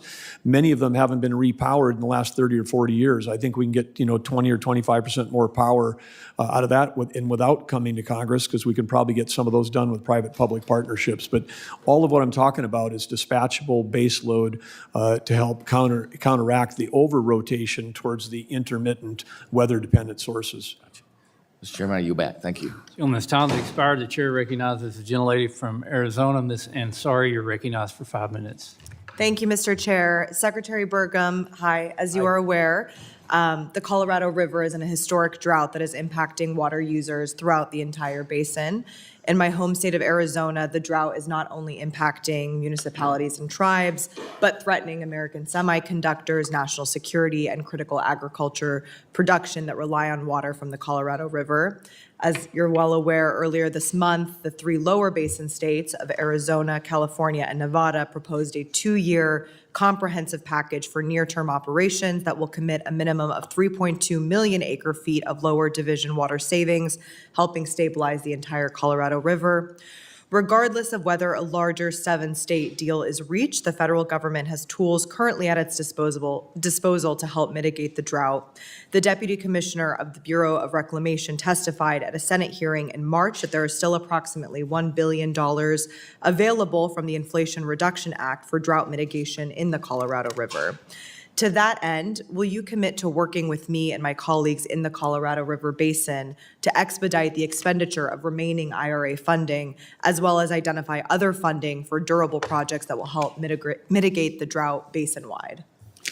I would say, yes, we're all hands on deck, and we've engaged with all 7 governors from the 7 basin states. We've had them meet in person in my office. We've had calls not just with the water commissioners, but this is all hands on deck issue. And the challenge is the lower basin states have been fantastic in terms of their conservation efforts and what they're putting on the table.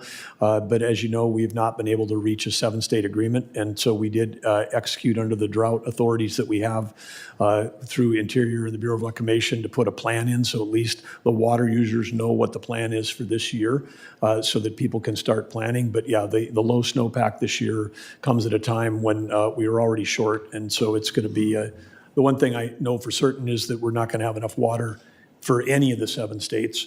So looking for a solution on how do we get through with a resource that's a smaller pie when we'd all like to have at a time when with economic development, others, we need a bigger pie. Thank you, and I look forward to working with you on that as well. I also wanted to ask you about the department's interim Colorado River actions. In April, the department announced plans to release up to 1 million acre-feet from the Flamingo Gorge. Do you anticipate moving the entire 1 million acre-feet? The current plan is estimated to that we would do the 1 million acres from Flaming Gorge. I believe the order that I signed indicates a 600,000 to 1 million, but the people should presume that it's going to be at the high range unless we have some events this summer that would drive new information into the hydrology, and we'll be making those hydraulic assessments almost every 2 weeks as we go through this season. Got it. Thank you. I know the department also announced plans to reduce the annual release volume from Lake Powell to Lake Mead by 1.48 million acre feet. Lake Mead is vital to Arizona's hydropower and water supply, and optimizing Lake Powell to Lake Mead release volumes is crucial to protecting Lake Mead from falling below critical elevations. If conditions change and Colorado River hydrology improves, would a reduction in Flaming Gorge releases only occur with a corresponding increase of Lake Powell to Lake Mead release? Yeah, the answer to that is likely. But again, you're hitting on all the important topics, including, power generation, recreation, water supply. It's a complex set of stakeholders we're trying to balance. Thank you. And then lastly, I wanted to ask you about the Water Smart program. At a time when drought in the West is forcing us to do more with less water, programs like Water Smart are providing states, tribes, local governments, and water users with so many critical resources to plan for and implement actions to increase our water supply and modernize existing infrastructure. Unfortunately, the department's budget request for fiscal year 2027 zeroes out 6 critical Water Smart programs. Given the current serious drought conditions we're facing in Arizona and all the 7 basin states that you highlighted yourself, shouldn't we be putting more money into programs like Water Smart instead of cutting them? The budget was put together before, at a time when we thought we still were going to have more significant runoff this year. So this is obviously something that we're taking a look at, because your statement is absolutely factual, that this is a time when we likely would benefit from additional resources that are not in the budget as originally created. So you'd consider proposing something different in the future? Well, the budget is the budget that's been submitted right now, but I'm just saying your observation is factual, which is that across those 7 states, their states and private sector guys are always looking for grants to help drive these Water Smart projects. Some are better than others, some are effective, some aren't. Some are great, but I think we again, this is a season when we have to look at everything. I'll just end by, I just want to ask unanimous consent to enter into the record a letter from 142 organizations and stakeholders, which speaks to the importance of Water Smart and the need for robust funding. Thank you. Without objection, so ordered. The gentlelady's time has expired. The chair recognizes the gentleman from California, Mr. McClintock, for 5 minutes. Mr. Secretary, this discussion over wind and solar compels me to point out that California has the largest portion of its electricity generated by wind and solar in the country. We are the second highest in our electricity rates. We're second only to Hawaii, that has ranks 3 in its percentage of wind and solar. That's a result, that's a choice made by the leftists in California, and directly affects the affordability of life in California. We also pay the highest gasoline prices by far in the country. Regular gas was up to $6.27 a gallon at Sacramento Airport yesterday. California's biggest fuel problem is not the war with Iran, it's the war on fossil fuels waged by leftist Democrats. In 1980, California was the second largest oil producer in the country, with 40 refineries producing everything our state consumed and then some. Due to massive regulations imposed by these leftist governors, last year we were down to 9 refineries. 2 have since closed. That leaves 7. Of those 7, 5 are now warning of imminent closures. 60% of our fuel is now imported. We've gone from producing 15% of the nation's fuel supply to less than 1%. Obviously, this is self-inflicted wounds caused by the fools who run California. But are there any steps that the administration can take to save us from these ruinous policies, bring down California's gas prices, and make the state less dependent on foreign oil? Well, very clear-eyed analysis there, Representative. It is true that the California's situation is not only causing high prices for citizens, but it's actually created a national security risk. With over 60% of California oil is now imported. And as you noted, with the collapse in the refining sector and no ability to really import any significant oil or refined products through pipelines, because those have also been blocked, creating California as an energy island from the abundant production we have in the U.S., is driving California's lowest prices during 2025, before the Iran war. The lowest prices for energy were higher than virtually every other state's highest prices. And so that they are kind of in a league by their own. They were the only state that was really dependent on any fuel or oil coming out of the Strait of Hormuz, and some of the refined product transverses the world. It like leaves some ports, goes around the world, gets refined in Korea, and then comes to Long Beach or San Francisco to be offloaded. You mentioned electric prices. That's not a coincidence. The data from the Department of Energy will confirm that states that pursued a high degree of renewables while shutting down baseload achieved about 50% higher electrical rates than states that did not do that. But of course, that mirrors the experience of countries like Germany and others as well. So it is, when you say, what can we do? One of the things we're trying to do is revive oil production in California. There's still abundant resources, and of course, the technology today to be able to extract that safely, environmentally safely, is there. But California then sues to stop us from that production or moving that production into the refineries. Is there anything we can do about that? That's BLM land that's owned by the American people. It is, but there's currently lawsuits by the state of California trying to block the movement of oil production to refineries. And as you noted, there are more refineries that may be shutting down. And so it's when we talk about the average price of gasoline in this country, it's, your experience is going to vary by state. We're going to have wildly different differences, and not just on gas. We're going to have wildly different outcomes in terms of where capital flows go, because no capital is going to flow for the entire AI revolution. People aren't going to manufacture artificial intelligence in a place where they've got high electrical rates. And those states that have been assuming policies that drive electrical rates and energy rates up are going to miss out on, there's estimated about $1 trillion of CapEx that's coming. It's not going to be flowing to those places that are opposed to having low-cost energy policies. These are deliberate choices made by fools who happen to hold power in states like California, and we're counting on this administration to counter them wherever you can, particularly when we're involved in federal lands.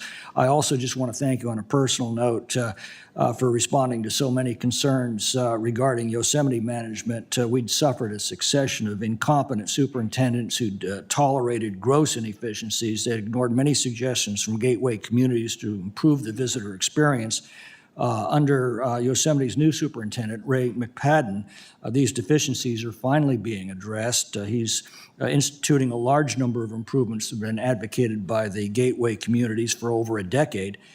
He's meeting regularly with local representatives and businesses and residents, and on behalf of the gateway communities that I represent to the Yosemite Valley, thank you very much for your responsiveness to these concerns.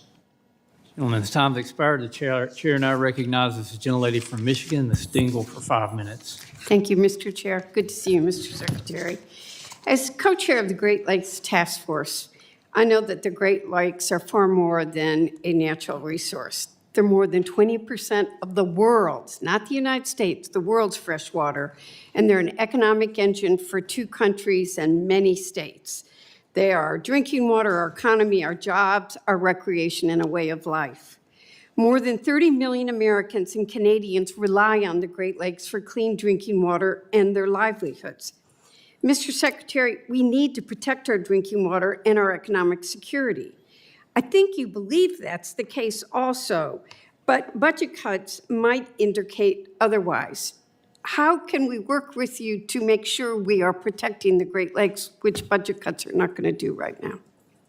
Well, I think Congresswoman, that we'd be happy to work with you on anything that would protect the Great Lakes. It is such an important resource. If there's anything specific you have, be happy to, if you reached out to us, happy to do that. It'd be great to hear about it. So I want to say to you point blank, we can't monitor toxic algae blooms, invasive species, or water quality if we fire all the scientists doing the work, the way that's written into the budget. So how do we, I don't want to tell millions of families across the Great Lakes region that safe drinking water is now something too expensive to protect. So if we specifically go to the Great Lakes Science Center in Ann Arbor, Under your 2027 budget request, this center is effectively shut down. The center lost approximately 20% of its staff last year, and now, with what was submitted, you're eliminating 108 of those 137 positions. That means, the staffs haven't been cut yet, but they've been told that they're going to be. You want to zero out the budget. You can't test water when there's nobody there. So what can we do about that? Well, I think we should have a conversation offline and take a look at this. Obviously there are the core. You're describing core functions. Yeah, they are core functions. Yes, and there's a lot of things that have been happening that are not core functions, and we're trying to make sure we're staffed appropriately to address those core functions. And it matters because, we have to tell, they're coming to me. Which lakes are you no longer going to receive invasive species monitoring for? What fish are we not going to protect? Which communities, and it's not just mine in Michigan, down to Marcy Captors, are going to lose the data that they rely on predicting flooding and harmful algae blooms. And it's not just there. It's Minnesota, it's New York, it's Canada.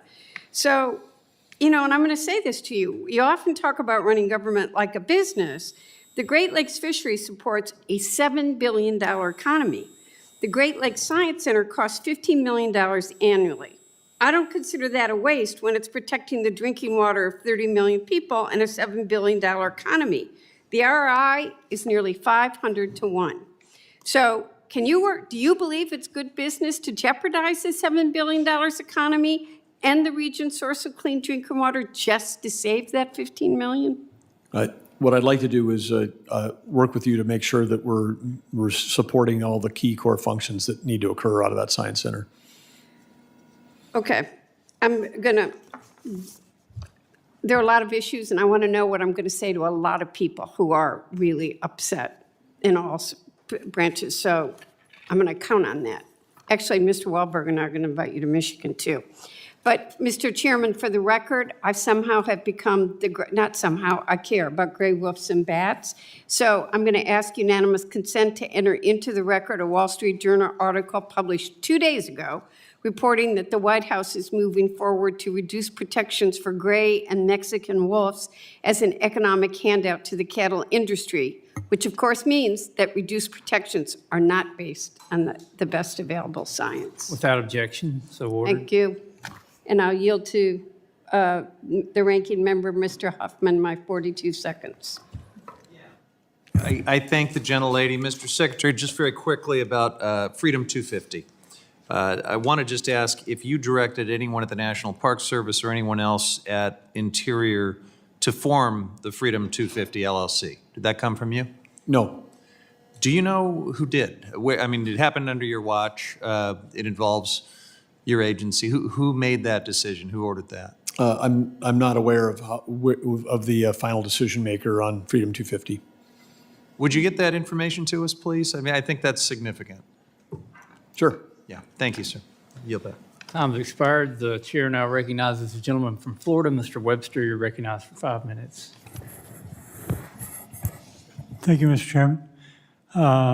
Thank you, Secretary, for being here, giving your time up to come and testify before us. Thank you for the work, your good work, great work you're doing in promoting the President's America First agenda. So thank you for that. I have some questions. The Department of Interior released a map in November dealing with potential gas and oil leases for the years 2029 and 2030 in the eastern portion of the Gulf of America.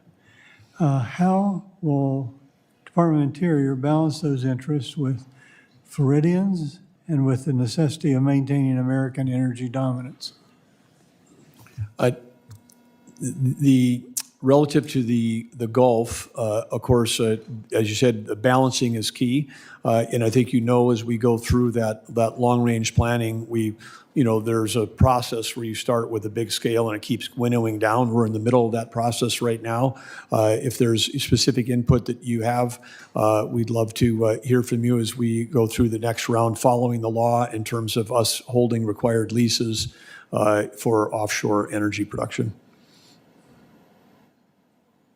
So President Trump's proposed budget proposal is transferring the National Marine Fisheries Office and also Protected Resources and also the Endangered Species Act and the Marine Mammal Protection Act. Those responsibilities were given to the U.S. Fish and U.S. Fish and Wildlife Service. Can you share the goal of reducing red tape and making government more efficient? Well, effectively today, as it relates to certain fish, we have 2 endangered species lists. There's the one that's under NOAA, under marine fisheries, and then there's the one that's under U.S. Fish and Wildlife. And of course, these create conflicts without doing anything to protect, wildlife. You've got 2 different agencies, 2 different sets of procedures. Companies on the same water course have to deal with 2 different ESA approaches, and it just is common sense that they should have to deal with one, and that all of the, all the aquatic marine mammals or fish are all managed in one area relative to endangered species. And so this is taking, those scientists and staff from NOAA and bringing them into U.S. Fish and Wildlife at what I call a unification. It's not a cut, but a unification of those functions so that we can get a single process for managing those species.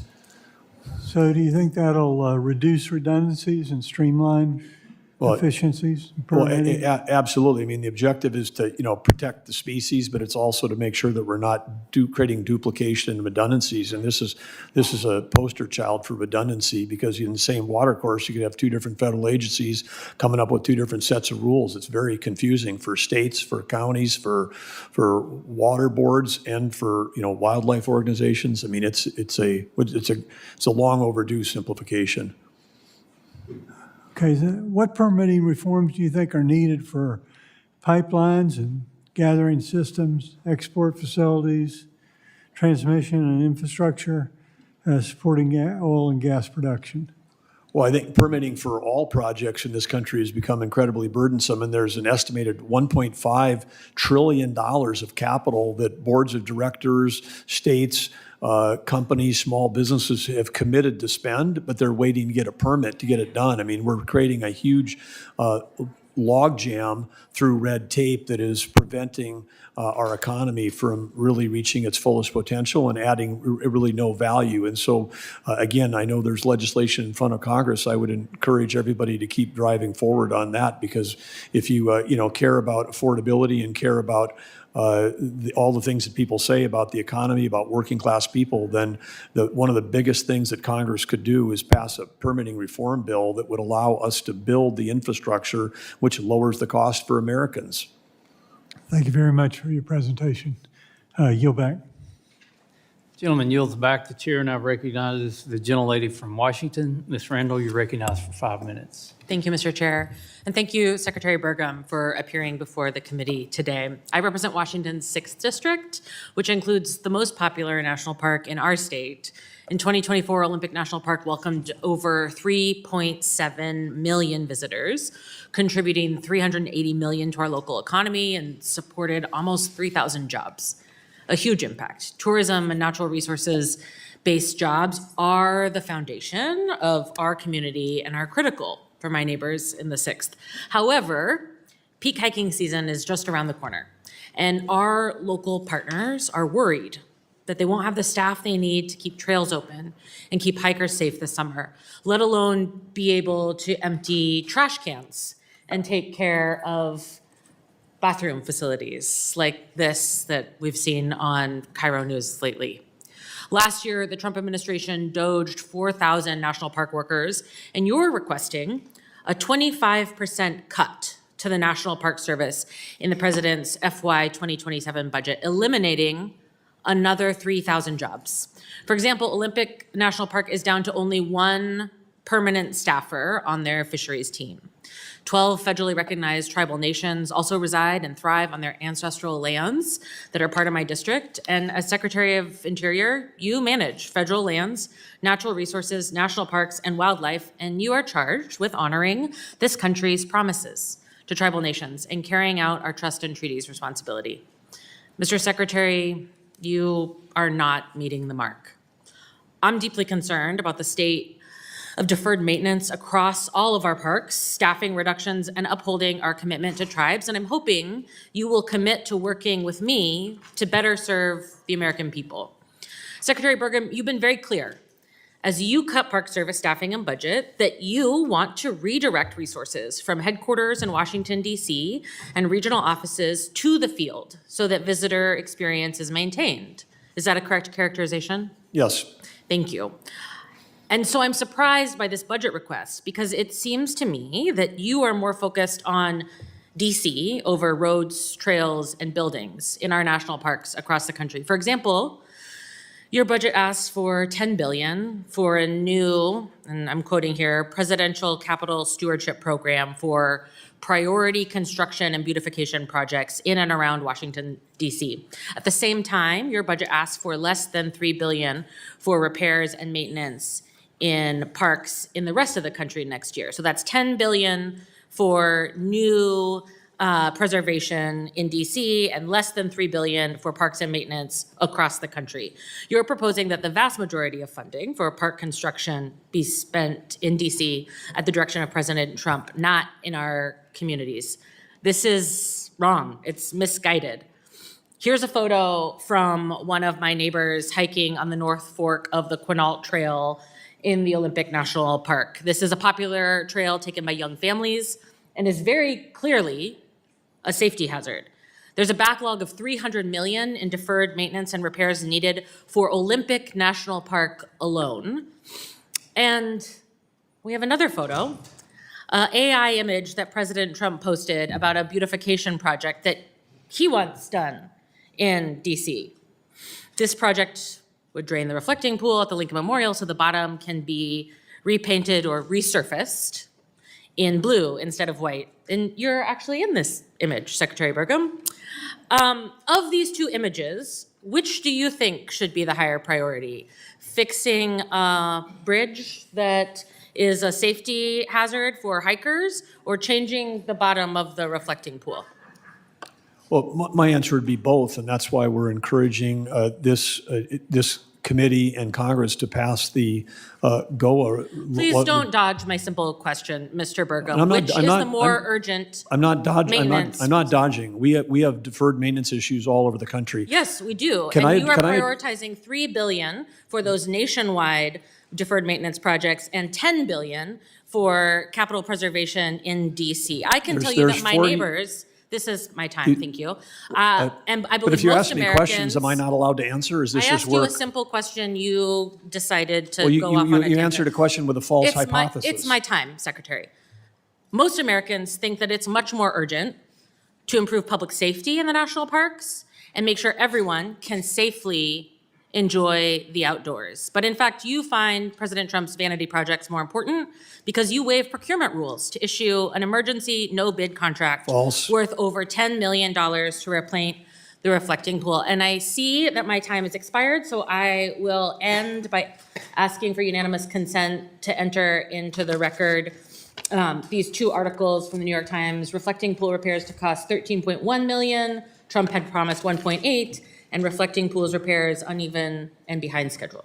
Without objection. Thank you. Mr. Chairman, at some point, do I ever get to address the false and misleading statements that are being made during some of these exchanges? You can address those in writing and Can I just say one for everybody so we don't have to keep covering it, which is we keep citing this thing that there's 25% reduction in the national parks. I would ask the members and their staffs to take a look at two things. One is we're taking all the firefighters out of the national park system and putting them into the wildland firefighting. So that's part of that, quote, 25% reduction, but they're not going anywhere. They're going to a unified force. Then there's another 2,000 people that are being moved across comms, HR, and IT that were spread all over the country, sometimes working remotely, that are being unified into centralized groups so we can do all the best stuff across those things, better, cheaper, faster. That also pulls things out of the national park park budget and puts it into the secretarial office budget. So a huge chunk of that 25% didn't disappear. They're just being put to work in places where it's more Chairman, I don't know where effective. this time is coming from for all of these, for all this spin. But Speaking of time, we're right up against our 12 noon break we said we were going to take. So we're going to take a 10-minute break. There is food for members in the back office, and then we will reconvene for questions after that. The committee stands in recess.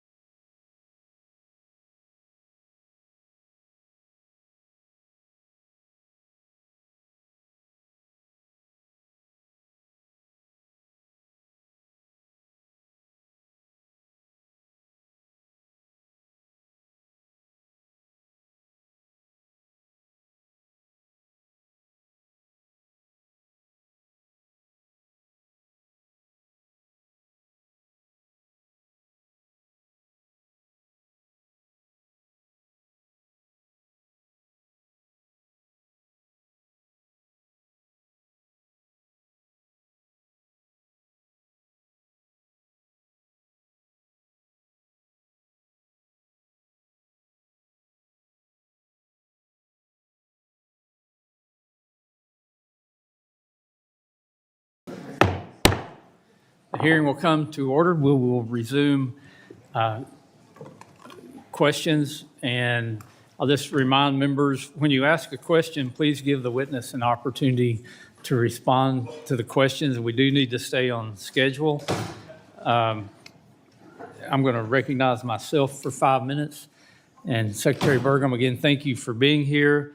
A lot of things have already been discussed. 2 issues I'm concerned about are the Fix Our Forest Act and permitting reform. We passed the SPEED Act out of this committee. And I just want to yield to you and have you explain the importance of passing both the Fix Our Forest Act so that we can manage our forests and permitting reform so that we can build in America again. First of all, Mr. Chairman, I want to thank you for your leadership and your leadership specifically on Fix Our Forest. It's great that we actually have a forester that's actually helping lead legislation for America. I know that people that work in our forests, our firefighters, are all grateful for your knowledge, your expertise, your passion for making sure that we take care of our forests. So thank you. And of course, the biggest thing on Fix Our Forest, I think, when we talk about is fire. Fire starts with a number of things, but one of them is fuel load. And I know that you have a number of common sense, practical things included in Fix Our Forest, which would allow our on-the-ground firefighters to more effectively and more safely do their job.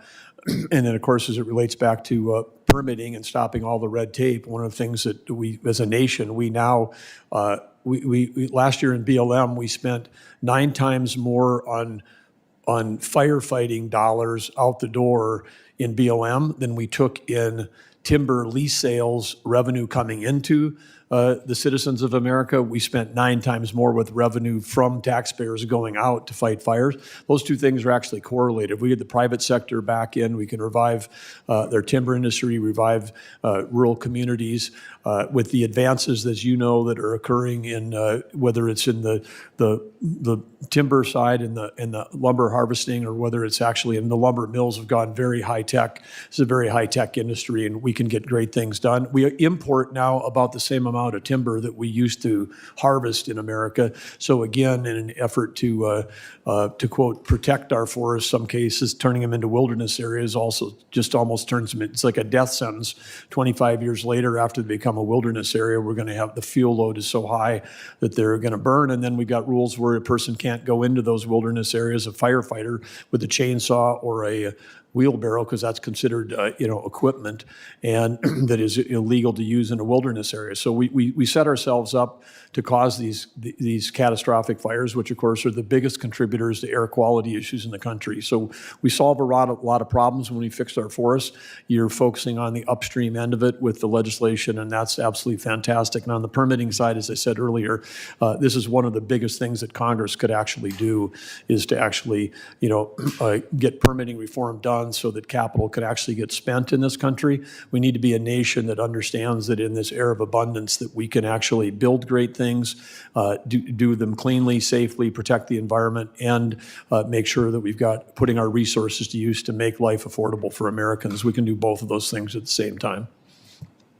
Of course, those are both bipartisan bills that have passed out of this committee and have passed out of the House, and we appreciate your continued work on that. Also want to allow you to the rest of my time to talk about things like energy dominance or staffing, anything you feel like you haven't had a chance to adequately explain that you would like to clarify. Okay, well, one thing, it's surprising to me the reflecting pool has come up so many different times during this thing, but of course it's been noted by what you've entered into the record. I mean, this thing has been broken and failing. As I said, there 40,000 estimated gallons a day that's coming out of this thing, millions in a year, and it needs to be fixed. And so we took out 2.5 miles worth of rotting a seam material that connects the different components in the base of the pool for where these expansion joints are. And there's been a lot of, I wouldn't call it mocking, maybe it's just misunderstanding about the color. The color, American flag blue, is meant to enhance the reflectivity. It's called the reflecting pool. It's not a look to the bottom and see how deep it is pool. It's a reflecting pool. And anyone that has, from the experts in this industry, know if you want to have a reflecting pool in some kind of fountain or some some kind of place around the world, you want to have a dark base on the color. There was a time in history when this reflecting pool was actually asphalt black. It reflects the patriotic nature of the color. It's the same blue as the navy blue as in our American flag, so it's the appropriate color choice. And I think when it's completed, people are going to see that again. 47 million people come to the National Mall every year. It's the most visited site. It's one of the most photographed sites that we have, and the place was a complete mess. Not just leaking, but algae filled, chlorine lines broken, all these things. So that idea that somehow everything that we want, everybody wanted to have a clean, safe, and beautiful Washington, D.C., but if this president makes it a priority and personally says we're going to get it done for our 250th, then the word vanity gets inserted. And something like the ballroom, President Trump's, the thing he'll never even get to use it. It's going to come for every president that comes after us. And this nation deserves to have a secure convening space for heads of state, for Americans, for Congress to come there, as well as having the secure facilities that were beneath it that were originally built. FDR built some of those in the FDR did the reconstruction back, pre-World War II. Teddy Roosevelt tore stuff down to build the West Wing. Were those vanity projects? No, they're still helping the nation today. And so, again, I think the characterization of these things are false. And I'm not sure what the end game is. I would think all of us would want to make sure that our capital is the best, most secure, most beautiful capital in the world. Thank you. Thank you, Mr. Secretary. And I will point out I've been under the reflecting pool, and there's stalactites growing down from the leakage there. The chair now recognizes the gentlelady from California, Ms. Rivas, for 5 minutes.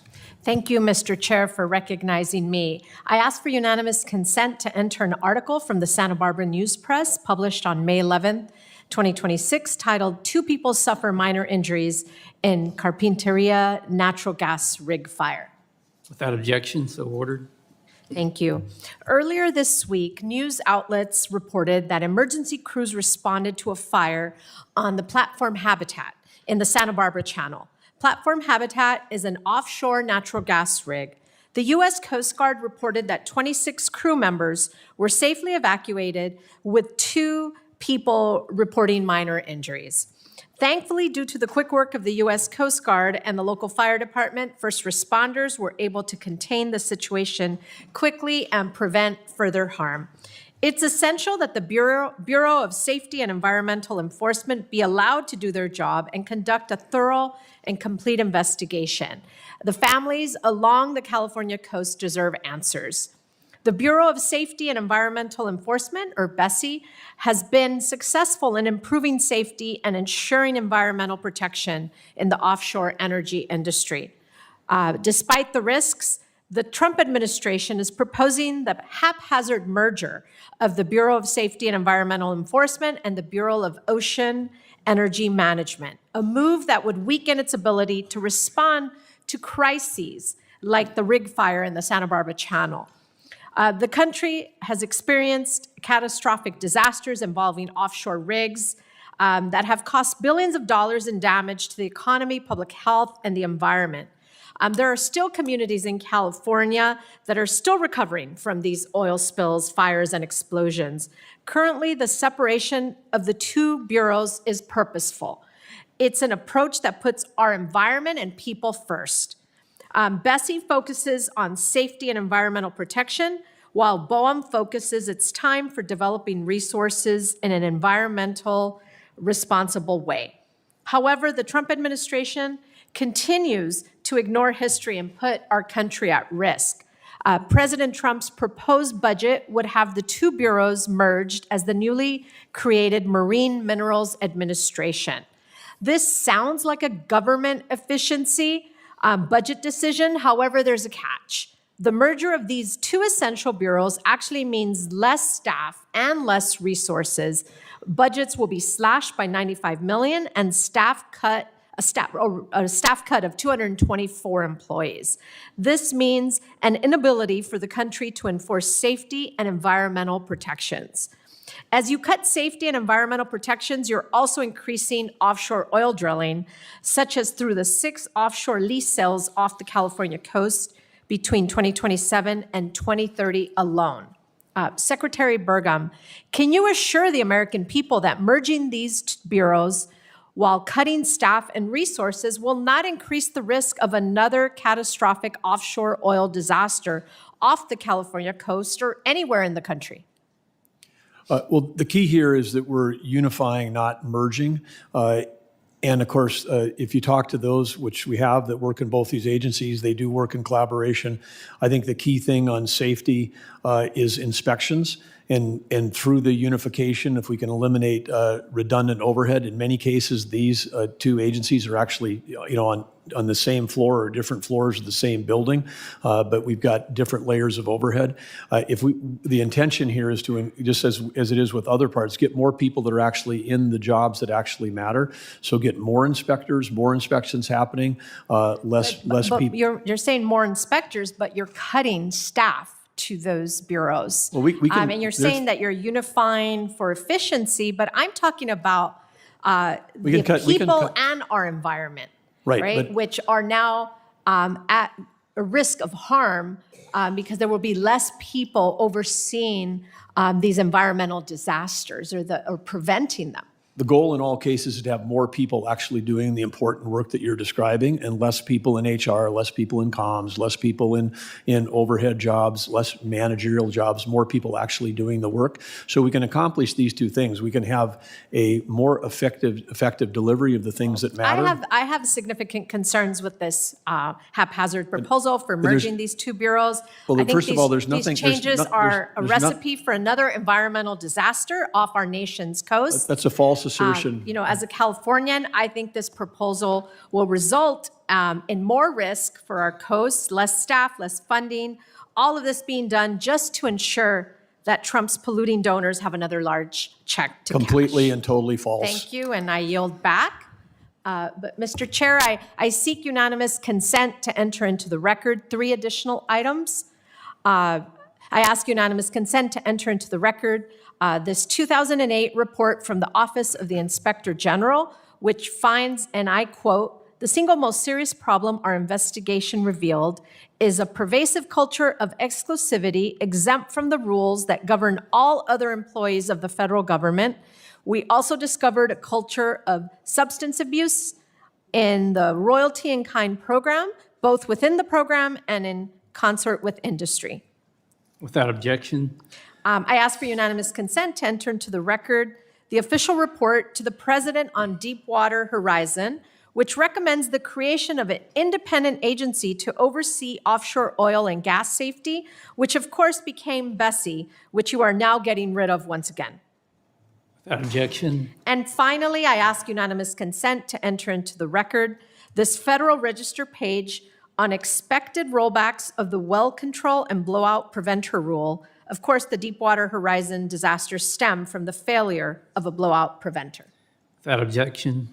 So ordered. The chair now recognizes the gentleman from Michigan, Mr. Wahlberg. You're recognized for 5 minutes. Thank you, Mr. Chairman, and Mr. Secretary, it's good to see you again. Thank you for the work you do. As chairman of the Education and Workforce Committee, I often say the reason for a quality education in this country is to have a great workforce. And a great workforce then is able to enjoy the fruits of their labor and the greatness of this country, its resources that include all of the wonderful national lands, but also the resources that expand their opportunities for their workforce. So thank you for the work you're doing. As a proud Michigander and a sportsman, I wanted to briefly discuss the importance of combating aquatic invasive species. We're blessed with having the jewel of fresh water for the world surrounding Michigan with the Great Lakes. But we also don't want to see the jeopardizing of our country's $230 billion recreational boating and sports fishing industry, the economy that goes with that, 1.1 million American jobs tied to that. Last year, President Trump established the Make America Beautiful Again Commission, which you chair. And so based upon that, Mr. Secretary, could you describe the importance you see ensuring that we protect our waters from aquatic invasive species, which pose a growing problem across the country, and how we can continue to balance stewardship and economic growth? Well, absolutely, and thank you, Representative, for your leadership and your care for the importance of our nation's water and water resources. Obviously, and I stated earlier, a big chunk of that $1.3 trillion outdoor recreation industry is related to our rivers, our streams, our lakes, and whether that's boating, rafting, fishing, marine manufacturers, it's a key part of that. And of course, these are people that are, our anglers are some of the biggest folks that are advocates for conservation in this country, including making sure that we've got, great fisheries and healthy water bodies. So with that, this is something obviously that is part of our responsibility, but we're grateful for your partnership and your concern as we ensure that we're keep our Great Lakes great. Well, we want to be an ally. I also want to highlight the work you're doing alongside the President, ensuring access for hunting and fishing by switching to an open unless posted closed model, which I think is a historic shift in how we look at our lands, which are our nation's lands, our people's lands, our constituents' lands. It undoubtedly provides greater access. And so I want to hitchhike on that as chairman of the, co-chairman of the Congressional Motorcycle Caucus. I wonder if you could share how we might be able to apply the same model to our trail system on federal lands to ensure we expand access to motorized recreational use. This is something we're taking a look at. The biggest intersection here of motorized is on Bureau of Land Management lands in our western states, where we have to make sure that this is part of public access where appropriate, that we make sure that we have access for motorized. And of course, this is in an era where e-bikes are coming in. This is an accessibility issue as well, as we get older generations of people that maybe want to accessing bike trails across our public lands. So big opportunities with innovation for us to continue building and expanding our trail system. Trail systems are economic development. We see that around the nation, where entire communities have built not just around a small location, but a network of trails becomes as big an economic driver as a park might. Yeah, the backcountry discovery route movement has proven that impact on small communities that would be left out, but for the use of those trails, and they also improve those trails themselves. Now, I want to briefly discuss the importance of reauthorizing the Great America Outdoors Act. As our country celebrates its 250th anniversary, could you describe why it's so important that we continue to make these critical investments, not only in deferred maintenance, but also in expanding access to our parks and federal lands? Well, as we've noted here in other presentations, we have a tremendous backlog, and the Legacy Restoration Fund, started making a dent in that. A lot of more work to do. Couldn't be a better gift for America on its 250th birthday than for Congress to pass the Great American Outdoors Act one more time. I wish you all the best. Thank you. I yield back. Gentleman yields back. The chair recognizes the gentleman from Florida, Mr. Soto. You're recognized for 5 minutes. Thank you, Mr. Chairman. Mr. Secretary, thanks for being here. I'm honored to represent the Central Florida area, where we're blessed with beautiful natural resources. Most Floridians, we like going outdoors. Tourism's big. Obviously, protecting our habitat, water supply, also our local growers and ranchers too. So, home to the Northern Everglades, Kissimmee, Channel Lakes and River, St. John's, Indian River Lagoon. So I want to start by saying I appreciate the investment in the Everglades agricultural area reservoir construction. I know that's been something we've gotten some bipartisan support on. I am concerned as we see U.S. Army Corps of Engineers operations and maintenance budget has $3 billion less in this proposal versus last year, which is going to be critical to this restoration of the Kissimmee, Channel Lakes, and Indian River Lagoon. I know that they don't go directly to you, but you all work very closely with Army Corps on water resource projects. So if Congress dug deep to fund the operations maintenance budget, would Interior be ready to partner to get these major water projects moving? Yeah, I would say that our collaboration between Bureau of Reclamation, which is our big water group, and the Army Corps of Engineers has never been stronger. So the answer is yes. And these are two agencies that have a big opportunity to collaborate with each other across, as I mentioned earlier, the 1,100 dam and water structures that those two agencies manage. Sure. And then we see what U.S. Fish and Wildlife, the initial budget is proposing a 20% cut. Again, Congress may fund more than that. You've been a governor before, so you know how that works. The Kissimmee River, which is at the headwaters of the Everglades, the Pelican Island and Nathaniel Reed Hope Sound and Indian River Lagoon, where it's big manatee habitat. That's all managed by the U.S. Fish and Wildlife Services. And, we worked on trying to save after a major mortality event a few years ago. So again, if we get the full funding, are you all going to be ready to work with U.S. Fish and Wildlife under your leadership to protect these species in these key areas? The answer is yes, and again, I would refer to members and their staff that U.S. Fish and Wildlife, just like the national parks, there are what looks like a big cut. Some of that is transfer of the firefighting unit out of U.S. Fish and Wildlife to the Wildland Firefighting Service, and then there's also this unification of communications, IT, and HR, where we know we can gain efficiencies across those three overhead groups, pulls those into the Secretary's office. So those will look like reductions within a national park or U.S. Fish and Wildlife budget, but the people are still there. Okay, well, that's helpful. As you know, NOAA manages a lot of marine species, whales, dolphins, sea turtles, coral reefs. We have the third largest reef track in the world with the Great Florida Reef. They have a lot of the long-time knowledge. So I noticed in the budget proposal, there's transferring of those responsibilities to U.S. Fish and Wildlife, which does manage the manatees already. So what is the rationale for transferring those responsibilities from NOAA to U.S. Fish and Wildlife? The key goal is to have one endangered species list, not two, and one set of regulations that follows the ESA law as opposed to two, because again, it's a nightmare for permitting.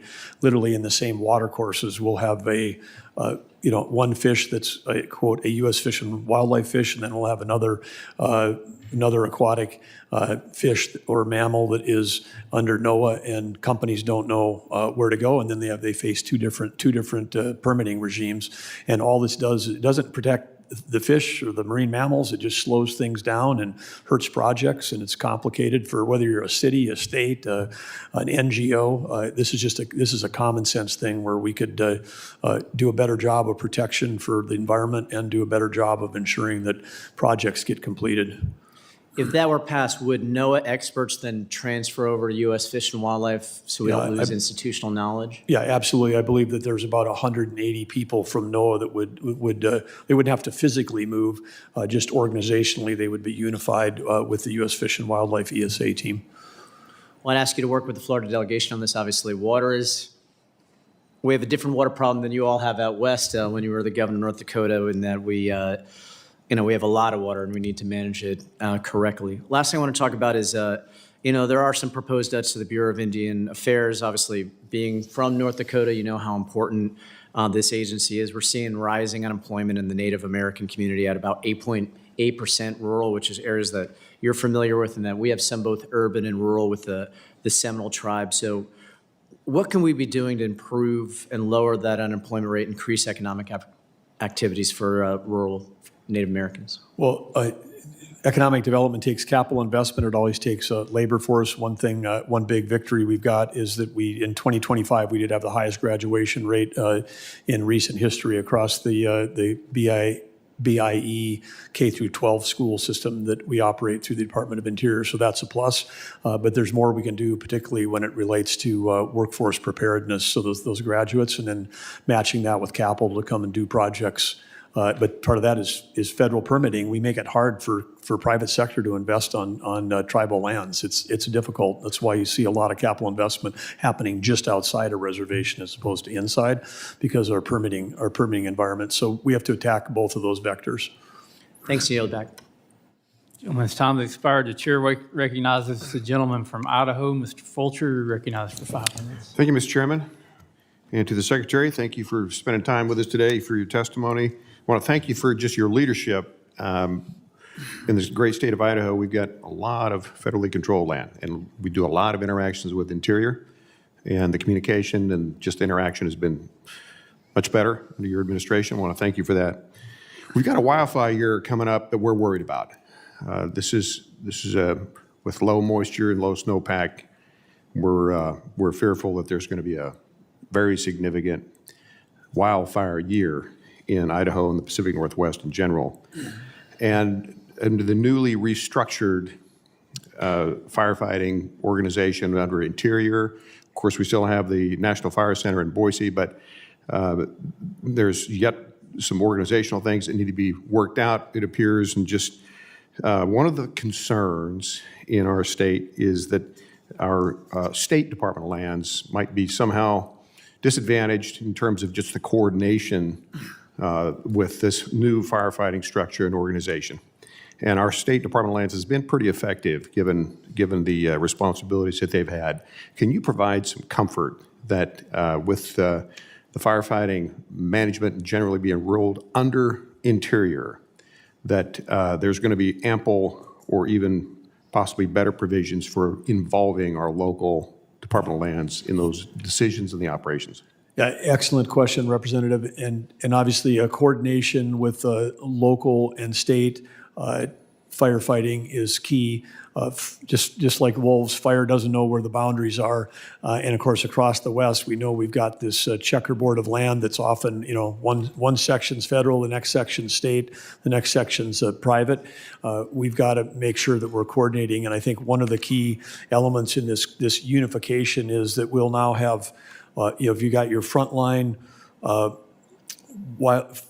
firefighters, they will report to firefighters who report to firefighters who report to firefighters all the way up to the top, and including our new National Wildland Fire Chief who reports to me. And the way we have right now, it could be different across BIA, National Parks, U.S. Fish and Wildlife. In some places, those chains of reporting are interrupted by people that would be considered land managers. And if you've got a situation where you've got a state that's trying to put a fire out, and then we've got a land manager that works for the federal government that thinks that fire is a good thing and they're going to let it burn. This happened last year where we had different agencies and different groups with different strategies about whatever. This way we can actually be coordinated. And of course, this year in the dry year, we've already put out a secretarial order saying that we're going to be under full suppression. I mean, that until the conditions change, if there's a fire, the job of the fire is put it out. If there's a place for prescribed burns, but that place isn't right now when we're short of resources and short of capability, and we could have a long firefighting season ahead of us. So I expect that clarity of communication is one of the key complaints that we would hear from local and when I was on the governor's side, it was one of the things that we were always challenged with, was trying to coordinate with the feds and getting the feds, including aviation resources, to our state. I mean, there was a time when I was governor, we called for help from the feds on a Saturday morning when we had a out of control wildland fire, and they showed up on Tuesday. Yeah. We called on Saturday morning. We had 2 ranchers perished, livestock, massive livestock losses, 128,000 acres, and there was aircraft sitting on the ground in Bozeman, Montana, an easy flight away from western North Dakota. No one could make the decision to deploy that aircraft in time to make the decision. So I've seen it on the other side. Now we're trying to fix it on this side with the help of this committee and others. But I appreciate your asking, because that coordination with the local is essential. I mean, everybody's out there working together with one goal this year, and that's get these fires out. Thank you for that. Quickly to another topic. We got a few grizzly bears in Idaho. And my understanding is that they went on the endangered list in about 1975. There was somewhere around 800 bears in North America at that time. So understandably, since then, this has been a wildly successful program. 2026, I think we're somewhere around 60,000. We got plenty of bears. And I know there's some activity going on right now with the courts, but about out of time, but can we get those off the delisted list, the endangered species, the grizzly bears? And if not, can we at least engage with the current legislation on our State Management Act to try to address that issue? I would say we're pursuing both of those angles. We do have a great success story in terms of the number of grizzly bears, but now we got another challenge with both humans and wildlife that needs to be managed. Thank you, Mr. Secretary. Mr. Chairman, I yield back. When this time has expired, the chair recognizes the gentlelady from Maryland, Ms. Elfreth. You're recognized for 5 minutes. Thank you, Mr. Chair. Thank you, Mr. Secretary. I represent 45,000 federal employees, many of whom work at Interior. We talked about this last year. It's my understanding that about 20% of Interior's workforce has left since January 25. And as we're entering peak park season, about 4,000 fewer National Park Service staff than in 2024. We've talked about that at this hearing. We've talked about the $1 billion being spent on the President's Ballroom. At the same time, we're seeing a $1 billion cut to NPS. We've talked about the unilateral canceling of renewable energy projects in the midst of an energy crisis. But I want to focus in on your testimony today because you highlighted operational efficiency and effective use of taxpayer dollars. So I'm going to start with park passes. On January 1st, Interior began issuing America the Beautiful park passes for our national parks with President Trump's image. I have one here today. The Federal Lands Recreation Enhancement Act of 2004 requires Interior to hold an annual competition to select the image for the pass. You did that, and yet the winners were not included on the most popular passes. Those passes feature now the president's face. I'd ask how you came to this conclusion, but I think that's pretty clear. So I'm just going to skip ahead to making sure people who have these passes can actually use them. It's my understanding Interior now has a policy where you're invalidating park passes that have a sticker covering the president's face. I spent a lot of my career at the State House and now in Washington working on ensuring opening up public access to our public lands. I hope that's something you care about as well. Yet this policy is now invalidating people's ability to access their public lands. Can you tell me about this, and could you possibly commit to this committee today that you will no longer be invalidating those park passes that have stickers on them? The policy that you refer to, if you happen to have a older or prior year park pass, will see that that policy about defacing or modifying your park pass has been in place long before this selection was made. And so it's not a new policy, it's one that existed prior. Anywhere on the pass? If I put a smiley face on George Washington's face, it's the same policy? Yes, and on prior passes. This is not a new policy. This is a policy that existed before. Okay. That was there for the benefit of the people that work in our parks that have to see whether it's a valid pass. I would just suggest that we rethink that policy for the purposes of ensuring people can access their public lands that they've helped pay for. I'm going to move on to grants. One of the most important things that your department does is issue grants to tens of thousands of our communities across Republican and Democratic districts. And yet I understand you have now an internal policy where you require secretary-level approval for any grant over $50,000. Mr. Secretary, based on FY25 numbers, that's 82% of the 23,000 grants, so about 19,000 grants. We did the math. If you are personally reviewing and approving every grant, you'd have to spend one grant every 10 minutes every day until the end of the calendar year. Again, these are critical grants for all of our communities. Can you give me an understanding of where those grants lie? You talked about efficiency, improving operational efficiency, maximizing the effectiveness of taxpayer dollars. This is micromanagement at its worst. I'm hoping you can give me a better answer as to how many grants you're approving and getting out the door to our communities today, and if you can commit to this committee that you're going to have a more efficient process moving forward. The thing, it's just come up so many times today, I think there's confusion across the committee. Please let us know if we have that wrong. I've asked Fish and Wildlife when they were last here. Did you want me to answer, or do you want to just keep talking? Because By all means, Mr. Secretary. Okay, there seems to be some confusion that when an order says the secretarial office, it gets elevated up to the secretarial's office, there's a lot of people that work in the secretary's office. It's not me personally on my desk. But are you testifying that there's been no, it's still as efficient as it was in prior administrations? Because it's my understanding many grants are still being held up, whether it's by you or your office. And so I'm asking about the efficiency of getting those grant dollars out the door. When we came into office, there was over 36,000 grants and contracts, and there was a record number of those grants and contracts that got blown out the door between the election in November in 2024 and January 20th.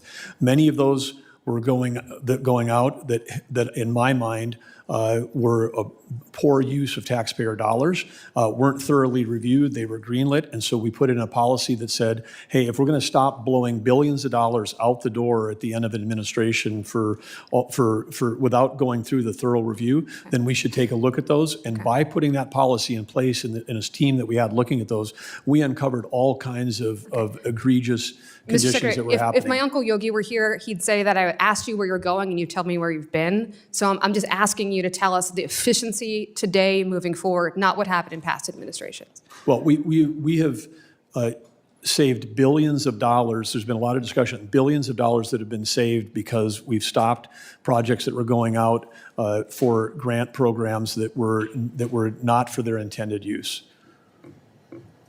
Mr. Chair, I don't think I'm going to get an answer today, but I appreciate the time and I yield back.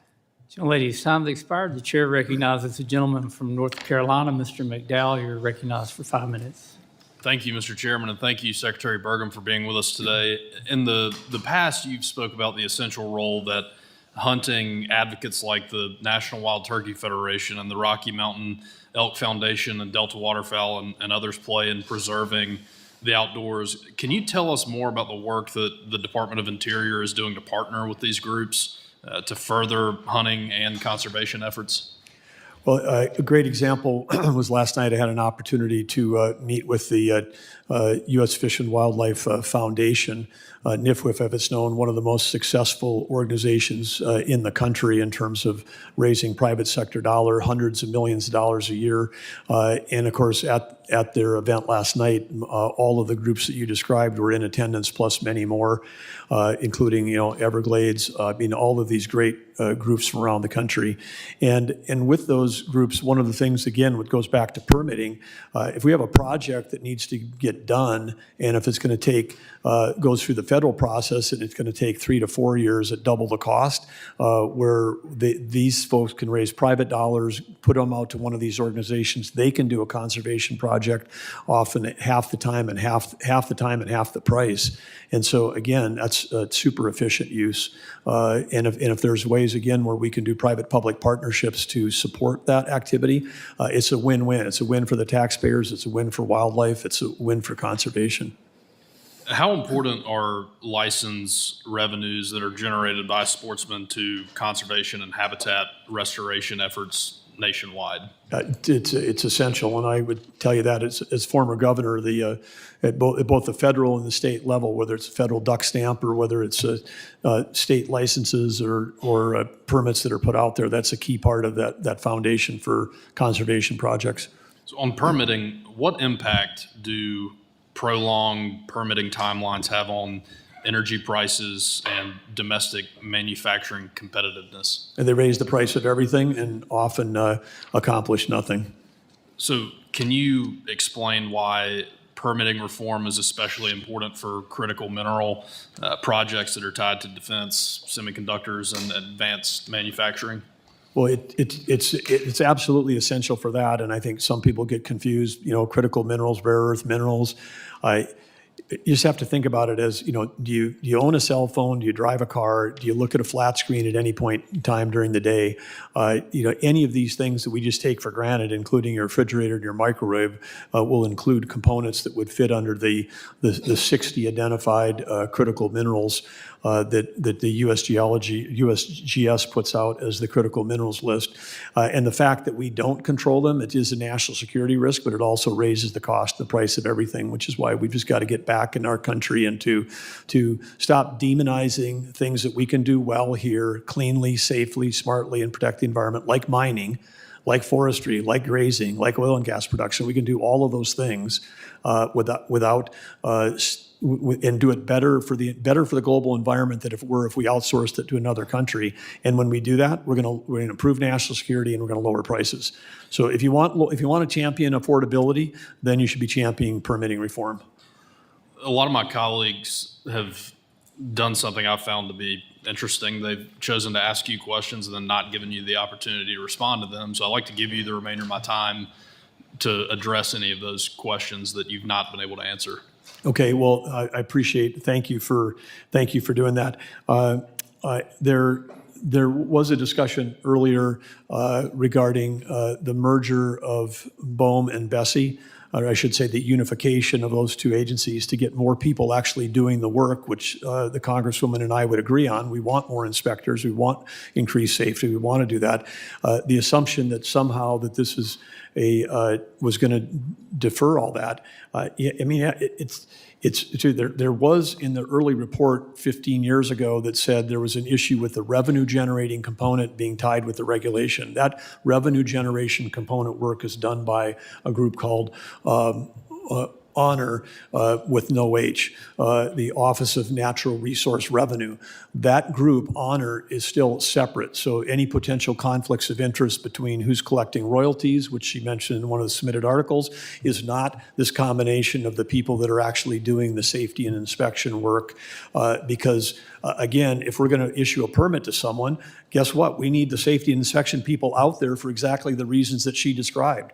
And those folks work hand in hand today, and we can create additional efficiencies. We can get, our estimate is we can have more inspection and more inspectors with more frequent visitors in off-sort locations if we unify than if we don't. So I think we might all agree on the objective that it's safety, and the pejorative, how should I say, assumption or assertion that somehow that the oil and gas industry on or offshore doesn't care or doesn't want the environment. The number one contributor to coastal restoration in America is the Gulf of America energy producers by a long shot, because those are the communities that all their employees live in. They live there. Of course they want clean water. They want wildlife. They all hunt. And so this idea that there's some faceless group of people that don't care about the environment, it's just a false. It's an insult to every American who works in the industry. Those are the patriots that are keeping the lights on for everybody here who drove a car to get to work today. Thank you. Yield back. Gentleman's time has expired. The chair recognizes. Mr. Chair, may I ask for unanimous consent to submit 2 things into the record? You're recognized, Ms. Dexter. Thank you, Mr. Chair. The first is the White House statement dated July 31st, 2025 on the ballroom, which says the purpose of the ballroom is to solve the president's longing for a large event space on the White House complex that can hold substantially more guests than currently allowed. Has nothing to do with national security. And the second is this article from the Washington Post, April 27th, 2026. The top headline reads, "Dinner lacked highest security level." Again, the Correspondents' Dinner shooting wasn't due to the environment, it was the lack of security. Thank you, Mr. Chair. I yield back. Without objection, so ordered. The chair now recognizes the gentlelady from Oregon. Ms. Hoyle, you're recognized for 5 minutes. Thank you, Mr. Chair. Thank you, Mr. Secretary. I represent Oregon's 4th Congressional District, which includes nearly 1 million acres of BLM forest land in Southwest Oregon. And Western Oregon snowpack is at an unprecedented low level. Last I checked, we were at 5%. So the fire season is going to be horrific. I have greater concerns and I know it's not your jurisdiction, but FEMA and disaster response has been politicized, and I'm very concerned about how we're going to be able to respond. I would like to be able to get ahead of this, and I met with state and federal fire officials to learn more last week about what we can expect, and they're doing everything they can with the tools that they have. But I am concerned that the administration's cut to agency staffing are leaving us to respond to a historically dry conditions with hands tied behind our back. So you've said that DOI is on track to be fully staffed at 5,700 firefighters for this year. Is that correct?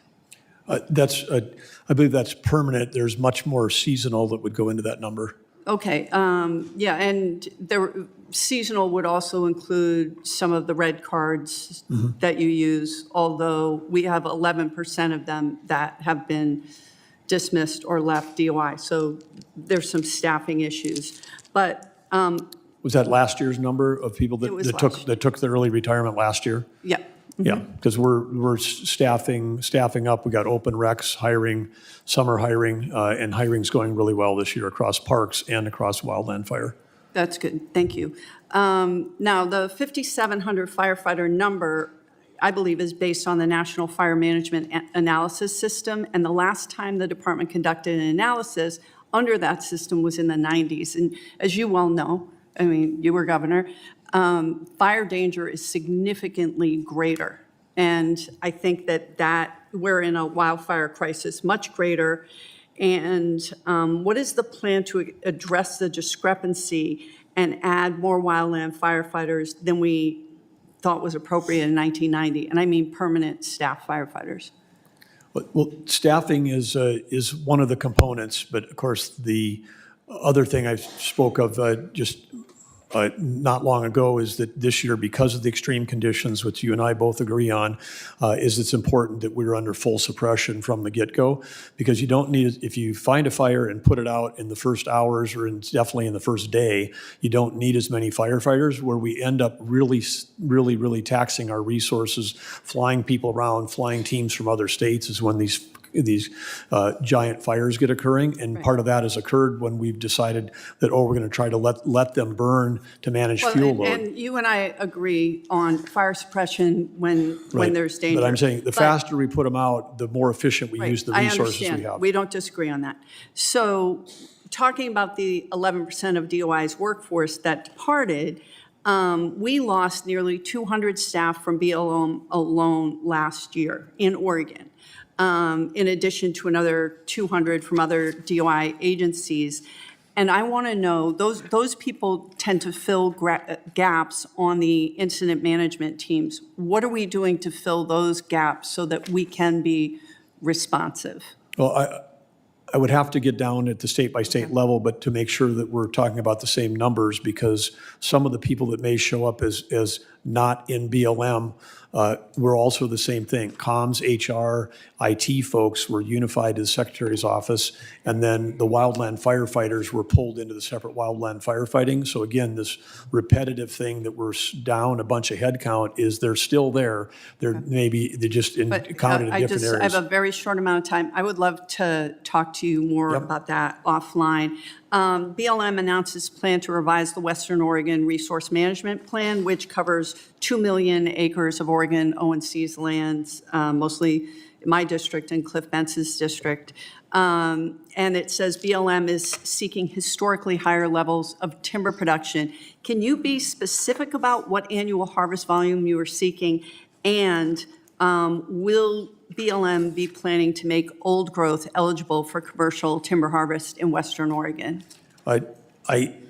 I can't be specific about the number of board feet that you're looking for, because I don't have that level of detail on the top of my head, but would happy to meet with your team and discuss that. Part of this is managing fuel load. Is if we got out of the timber business. And then what about I'd love to follow up with you on that. Yep. What about old growth? Old growth, I think as a policy, we've been trying to avoid old growth, but we're also have to figure out a way to manage fuel load in that old growth area. And some of these places where we created wilderness areas to protect old growth actually became their death sentence because we weren't managing fire loads. So I think we got to find the right balance of protecting those old growth forests. Great. I'm looking forward to working with you on that. Okay, thank you. Ladies, time has expired. The chair recognizes the gentleman from Mississippi, Mr. Ezell. You're recognized for 5 minutes. Thank you, Mr. Chairman, and thank you, Mr. Secretary, for being here with us today. I want to touch on a few issues that are especially important to my home state of Mississippi and the Gulf Coast communities that rely on waterage, fisheries, and working coastlines to make a living. Folks back home want to know the federal government is working with the states, not over the states. Because the people closest to the land and water usually understand it best. I appreciate this administration's focus on partnerships with state and local communities. Mr. Secretary, one issue I continue to hear about back home involves the aquatic invasive species and efforts to combat the Asian carp throughout the Mississippi River Basin. These programs are very important for protecting fisheries, waterways, and local economy in Mississippi and across the basin. Can you give us an update on the status of FY25, FY26 aquatic invasive species funding, including carp management funding and state aquatic nuisance species plan funding for these basin states? I would have to say we understand how important it is, but off the top of my head, I don't know the funding status. So if you give an opportunity for my team to connect with you on that topic, we'd love to meet with you. What are some of the challenges that the department has run into while doing this? Well, I think that one of the things we talked about earlier was this idea that we are proposing and is in the budget as proposed from the OMB and from the White House is the consolidation of the NOAA the oceanographic team that manages their endangered species list effectively with the one that's managed U.S. Fish and Wildlife, because that's an area where if we had the support to consolidate that into one, but that can also help us when we're talking about these invasive aquatic species, which we know can be very damaging to the ecosystems. But we'd love to have your support on that. Oh, absolutely. I'm sure that you're aware of the challenges we've been seeing with the double-breasted cormorant and the impacts they continue to have on our fisheries and aquaculture operations across the Gulf Coast. I've heard directly from producers who are dealing with these issues firsthand. I'm pleased we're finally seeing some movement on this issue, included passage of the cormorant bill, because states need a little more flexibility to respond to the challenges happening on the ground, or in this case, in the water.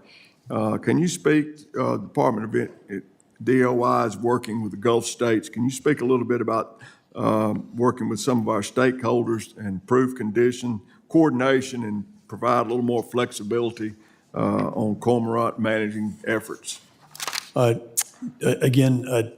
Would say that we're, now with our team in place from U.S. Fish and Wildlife. We have a great leader, Brian Nesvik, who is head of Game and Fish in Wyoming. He's built out his team. We've got a great group that's working to try to make sure that we're, following the law and that we are cutting red tape, both of those things at the same time. And if there's specific folks from industry that you would recommend that we meet with, happy to talk with them and get their input. Thank you. I also appreciate the importance the administration has placed on working directly with our states and regional partners instead of relying on one-size-fits-all approach from Washington. How is DOI coordinating with organizations like the Gulf States Marine Fisheries Commission to make sure Gulf states have a strong voice in fisheries and coastal resource discussions? Mississippi and other Gulf states have invested heavily in improving the fisheries science and collecting better regional data, especially when it comes to red snapper and counts and stock assessments. Do you see opportunities for states to continue having a larger role in fisheries data collection and management decisions making moving forward? Well, absolutely, because as you said in your opening remarks, nobody cares more about the land, the water, the fish, and the data behind all of that than the people that live there, and the opportunity for us to collaborate more with state agencies. As a governor, I had great experience in this. We had the only joint fish hatchery in the country between U.S. Fish and Wildlife and the state of North Dakota, highly successful, great benefit, lowered the cost for the feds, improved the outcomes for the state. We'd love to see more opportunities like that. Tenfold. At the end of the day, we all want practical solutions, strong state partnerships, whether it's invasive species, fisheries management, coastal mapping, or storm preparedness. We need policies that recognize the people closest to the water and the land usually know is best. And thank you, Mr. Chairman. I yield back. Mr. Chairman. Gentleman's time has expired. The gentlelady from New Mexico is recognized. I would like to offer unanimous consent regarding what the Secretary just mentioned of potentially consolidating the NOAA and Fish and Wildlife programs. I want to just say I'm not opposed to that, but you actually need an act of Congress to do that, and we have not received any congressional language to date, and also it's not reflected in either of the budgets that were submitted for NOAA or for Fish and Wildlife. So I'd like to ask for unanimous consent to enter these into the record. Without objection, so ordered. Thank you. The chair recognizes the gentlelady from Arizona, Ms. Grijalva. You're recognized for 5 minutes. Thank you, Mr. Chairman. Secretary Burgum, thank you for being here today. I want to start by reading a statement. True government-to-government partnership requires time, intentionality, and a commitment to collaboration. Do you agree with that statement? Yes. Yay, because you made that statement in 2019 while serving as governor of North Dakota during the 23rd Tribal Leaders Summit, where you emphasized progress in state-tribal relationships. You also said at the time, collaboration and partnership aren't just words to us. We're not going into meetings, holding summits to check a box. We're there to do work with you to build on those relationships and partnerships. So those are strong commitments about how government should engage with tribal nations. And I represent Arizona's 7th congressional district, a district that encompasses 300 miles of the U.S.-Mexico border. 62 of those miles are in the Tohono O'odham Nation. And so I want to turn to the department's responsibility to protect tribal lands and sacred cultural sites. A recent reporting showed that construction related to the administration's second border wall project damaged a roughly 1,000-year-old indigenous archaeological site in Arizona's Cabeza Prieta National Wildlife Refuge. That site, known as Las Playas Intaglio, is culturally significant to the Tohono O'odham Nation, and portions of it were reportedly bulldozed during construction activities. This destruction of the intaglio is not just about losing a piece of history, it's about losing a connection to the land that helped guide generations of O'odham people. Did the DOI conduct consultation with the Tohono O'odham Nation before construction activities move forward in that area? Yes or no? I would just say that I had a chance to meet with the head of the Customs Border Patrol and with the new Homeland Security Chief, Mark Wayne Mullen. This is a super unfortunate thing that happened. They've both Mark Wayne and the Border Patrol Commissioner, they've both apologized to the tribe. There was, I mean, this is just a... I mean, unfortunately, once it's destroyed, you can't undo that. And so would you agree that once that site was destroyed, as much as there's apologies, the damage can't be undone? Well, it was a portion of the site. You know how long it is and how It's about big it is. 60%, yeah. Yeah, well, photographs I saw would have been less, but we're arguing it's still a tragic thing that happened. But the contractor was supposed to start at the other end. There was a series, as it is, there's a series of mistakes that happened along the way, but zero intention. And we've delivered direct apologies, and I think that we're working with the tribe to see whatever we can do, even though it's. That damage has been done. This is something that we're seriously, and I'm personally involved in trying to find out how we can get steps passed forward. Great. I'm glad to hear that because while we, as an administration, claim to respect tribal sovereignty and tribal heritage, while sacred indigenous sites are being destroyed under federal oversight, many are concerned with the Quito Baquito Spring as possibly being next on the destruction list for Trump's secondary border wall as it gets closer. So will you commit that U.S. Fish and Wildlife Service and National Park Service avoid Quito Baquito Springs and minimize impact by using groundwater, not using groundwater within 5 miles, and monitor those water levels closely as the border wall is being built? Well, that's a very specific thing that I won't jump ahead and commit to without fully understanding all the complexities, but you can count that we're going to stay close to this issue and make sure. And I know that if from talking to to Mark Wayne and to the head of the Border Patrol is that the consultation about any additional work on a secondary border wall is going to be done in consultation with the tribe. And if one of those solutions is to build a single versus a double wall there, then there'll be other remediation that could maybe be done, which achieve both goals, secure the border, but make sure we're protecting those sites. I think part of the major issue there is that this is part of the secondary one, and that's the worry, especially by that spring. And CPP has made the commitment with Fish and Wildlife, so I just wanted to get your commitment on that as well. And then the Department of Interior, so I'm concerned for the second year in a row now, your budget eliminates dedicated funding for tribal colleges and universities that serve Native students and are often the primary point of access to higher education. So I want to ground that in a story of an individual from my district, Thurman Lynch, who is a Diné student at the Tohono O'odham Community College and is pursuing a biology degree with the goal of becoming a veterinarian. He's overcome a lot of things, would not have been able to do it without them. So did the department conduct an analysis of the economic harm that these cuts are going to make to rural and tribal communities before proposing them? The answer to that is no, but we have a big issue. We fund two colleges out of Interior, and then we give grants to other tribal colleges around the country. But there are some great examples, including in your home state. Arizona State University has has more tribal students than almost any university in the country, and they're doing it without federal subsidy, and they're doing a great job of it. And some of these schools where we're funding on a cost per student, we're way out of whack, and I'm not sure we're giving a high quality experience. So we have to look at how do we find the right solution, and it could partnerships with universities that are committed to the same mission could be really helpful. Right, and I know my time has expired. I just think BIA-funded schools are achieving record-breaking, like things to brag about, graduation rates of over 90%. Yeah, on K-12, absolutely. So we We're fully committed to K-12, but the two institutions of higher education that we operate, we working with them and working with those that support them, we have to look at, because those models are really challenged right now. So as I know my time has Gentlelady's expired. time has expired. We're going to move on to. Mr. Chair? Can I submit to the record? Do you want me to wait? Yes. I can wait. Go ahead. All right, thank you. I just would like to submit to the record two records. One, that the Honatham Community College thriving as it tries to weather proposed deep cuts to tribal college funding. And then the other out of the North Dakota Monitor, federal cuts would be the death knell for North Dakota tribal colleges, campus presidents say. Without objection. Mr. Chair, Mr. Stauber, you're recognized. I ask unanimous consent to enter into record a research paper from the American Institute of Biological Sciences titled "The Challenges of Success," which reports that 50 years ago, gray wolves in the United States numbered only about 750 individuals confined to northern Minnesota and Iowa and Michigan. Today, there's over 6,000 that occupy suitable habitat across 11 states in the lower 48.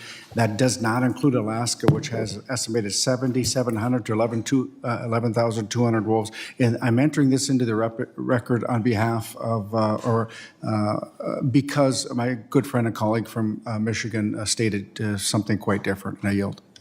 Without objection. So Mr. ordered. Chairman, another UC.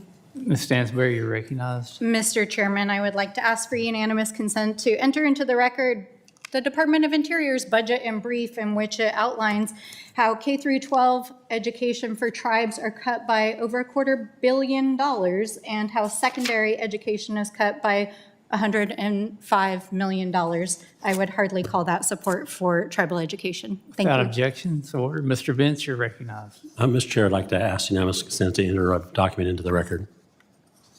Without objection. The breakdown of this document is a breakdown of the White House's security requests related to the East Wing modernization project. There's been some suggestion from the other side of the aisle that this funding will not be used for security purposes, but the official breakdown, which is reflected in this document, makes it clear that this funding will go toward things like hardening the complex with bulletproof glass, drone detection technologies, chemical and other threat filtration detection systems, new secure screenings for visitors in large-scale events, and training Secret Service agents. Without objection, so ordered. The chair now recognizes the gentleman from Utah, Mr. Kennedy. You're recognized for 5 minutes. Thank you, Mr. Chair. And Secretary Burgum, thanks for being here. Every time I listen to you, I'm impressed with your capacity to keep the facts in mind while you apply good policy. And particularly for states like Utah, where 67% of our state is federal lands, we understand better than most the importance of those public lands. They're the foundation of energy production, our grazing economy, outdoor recreation, and the livelihoods of countless rural communities. For too long, many in the West felt locked out of decisions affecting the lands that they know best. I appreciate your department's efforts to restore a more balanced, multiple-use approach to public land management. That includes reopening conversations around responsible energy development, improving access for recreation, supporting grazing communities, and reevaluating a number of Biden-era policies that many Utahns believe prioritize land restriction over practical stewardship. Whether it's energy development, access to roads and trails, or protecting multi-generational ranching, Utah appreciates your Interior Department, your willingness to work with our local communities instead of against them. We're grateful for an approach that prioritizes collaboration over confrontation and recognizes the people who live and work closest to these lands. So, Secretary, travel management plans were originally designed to balance access and conservation as well as multiple use across those federal lands. Many stakeholders argue that travel management planning has evolved into a lengthy bureaucratic exercise that delays access and creates uncertainty without delivering measurable improvements. In your view, are these plans still serving their intended purpose? I think there's some challenges there. Let me just say that. Do you see some need for reform, and what would those reforms look like in these travel management plans? Well, I think that, again, it's hard to, when you look at some of these specifics where the things were actually designed to actually block certain, it's always the balance. But were they trying to block the progress, block projects, block, some of these things, or were we actually trying to achieve an objective? And I think we just have to make sure we're, balancing people, wildlife, economic development when we take a look at these. But be certainly interested in your thoughts on this. Yeah, well, I appreciate your willingness to consider that because many of us in Utah struggle with these plans being used to obstruct the natural use of these lands. So if there's ways that we can work with you, and I'm appreciative of your willingness to engage with us in those possible reforms that might be useful. Can you speak about whether the department is evaluating alternatives to the current travel process that would provide more flexibility for counties, recreation users, and grazing interests, and energy development, while also being sensitive to the important natural resource and protecting them in the way that we should? I think the broad answer there is yes. We're trying to do that because many of these lands are under multi-use, and you can have an overlay plan that was created that wasn't part of the original enacting law on how to use these lands, and suddenly that blocks all of their uses. Again, we have to go back to, again, when we say follow the law, follow the science, and with innovation, I think that, innovation, we can find solutions to these problems. Thank you for that. Going to the Great Salt Lake, which is important for us in Utah, and frankly for the Mountain West generally, is the president has proposed an appropriation of approximately $1 billion to support the Great Salt Lake and the surrounding water infrastructure. Can you provide us with any updates on the department's willingness to do that, and how would you distribute or deploy this funding? What requirements would be involved associated with that? Well, first of all, I'm thrilled to be asked a question about something that is in our budget, because as important as we do need a secure, hardened facility for the executive branch for the next 100 years going forward, the so-called ballroom is not in the interior budget. I just would point that out. But the Great Salt Lake, $1 billion is, and this is an area that's not that well understood in the country, but this is an area that's not part of the Colorado, it's not part of the Mississippi, it's not part of the Columbia. This is a basin that drains into itself. It's got unique challenges. It's been underfunded, and in this entire area is one where if we don't take steps now for the long term, that we could find ourselves in serious challenges. And I think that there's the way that's written right now, it's got some sort of broad directives. But again, it would be spent over a period of time, not in 1 year. It would be done in collaboration, I'm sure, in terms of just like all these water grants, there's state, there's local, other grants that would come into play. But at least it would put into motion the recognition that we've got some long-term challenges in an area that's really important. It's important to recreation, it's important to mineral development, it's important to our population growth, and so I was excited to see that the White House wanted this included in the budget. Great. We'd love to work with you on how that money is deployed, making sure that it's deployed effectively. The lake effect snow and our ski industry, obviously, and the water needs that I know Montana shares with us is compelling. So, Mr. Chair, thank you for the time, and Secretary Burgum, thank you for being with us. With that, I yield back. Gentleman's time has expired. The chair recognizes the gentleman from Rhode Island, Mr. Magaziner. You're recognized for 5 minutes. Thank you, Mr. Chairman. Mr. Secretary, gasoline is over $4.50 a gallon. The price of diesel is way up. The price of electricity is way up.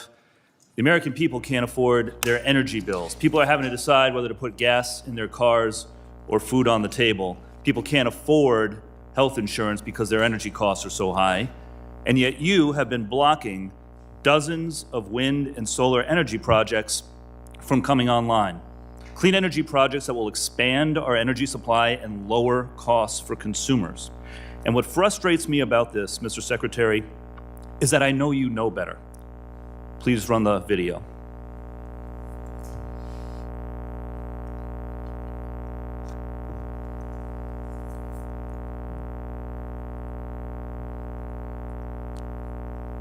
I think we need the audio. Because we are blessed with so many sources of energy, including our renewable sources. And so again, as we lead in our all of above energy approach, North Dakota has become the 6th leading producer of wind. We're not slowing down. So now there are over 2,000 wind turbines in North Dakota. We know that a number of those blades are manufactured right here in Grand Forks. We will not allow a windmill to be built in the United States. They're killing us.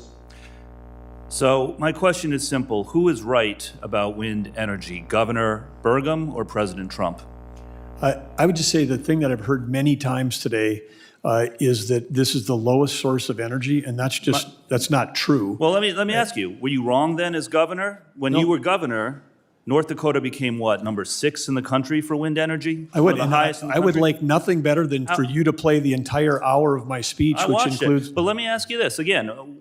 What percentage of North Dakota's energy, electricity, came from renewables by the time you left office? It depends Across a full year, on average. It was a small. 35% from wind, another 5% or so from solar, 40% overall.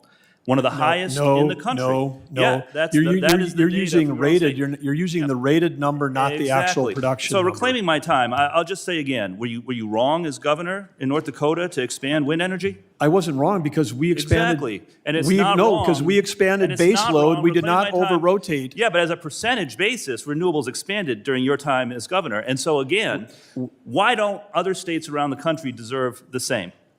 We do. In Rhode Island and other states around the country, we deserve access to these wind and solar projects that you are blocking. That's what gets me, is that you know better. When you were governor, to your credit, when you were governor, you did the right thing by the people of North Dakota. You allowed them access to cost-competitive renewable energy, wind in particular, and also solar. But now you are blocking major utility-scale projects. I just want to say, nice try that you would try to say that somehow you know more about power in North Dakota and the thing. I know that are you or are you not in North Dakota one of the top 10 or so in the country for renewable energy as a percentage basis weighted over a full year? For rated, but Yes. when the wind doesn't blow and the sun doesn't shine, they Mr. produces Secretary, nothing. we have these things called batteries. We've had them since Benjamin Franklin. They come in much bigger sizes than this. And we are expanding battery capacity at roughly double a year.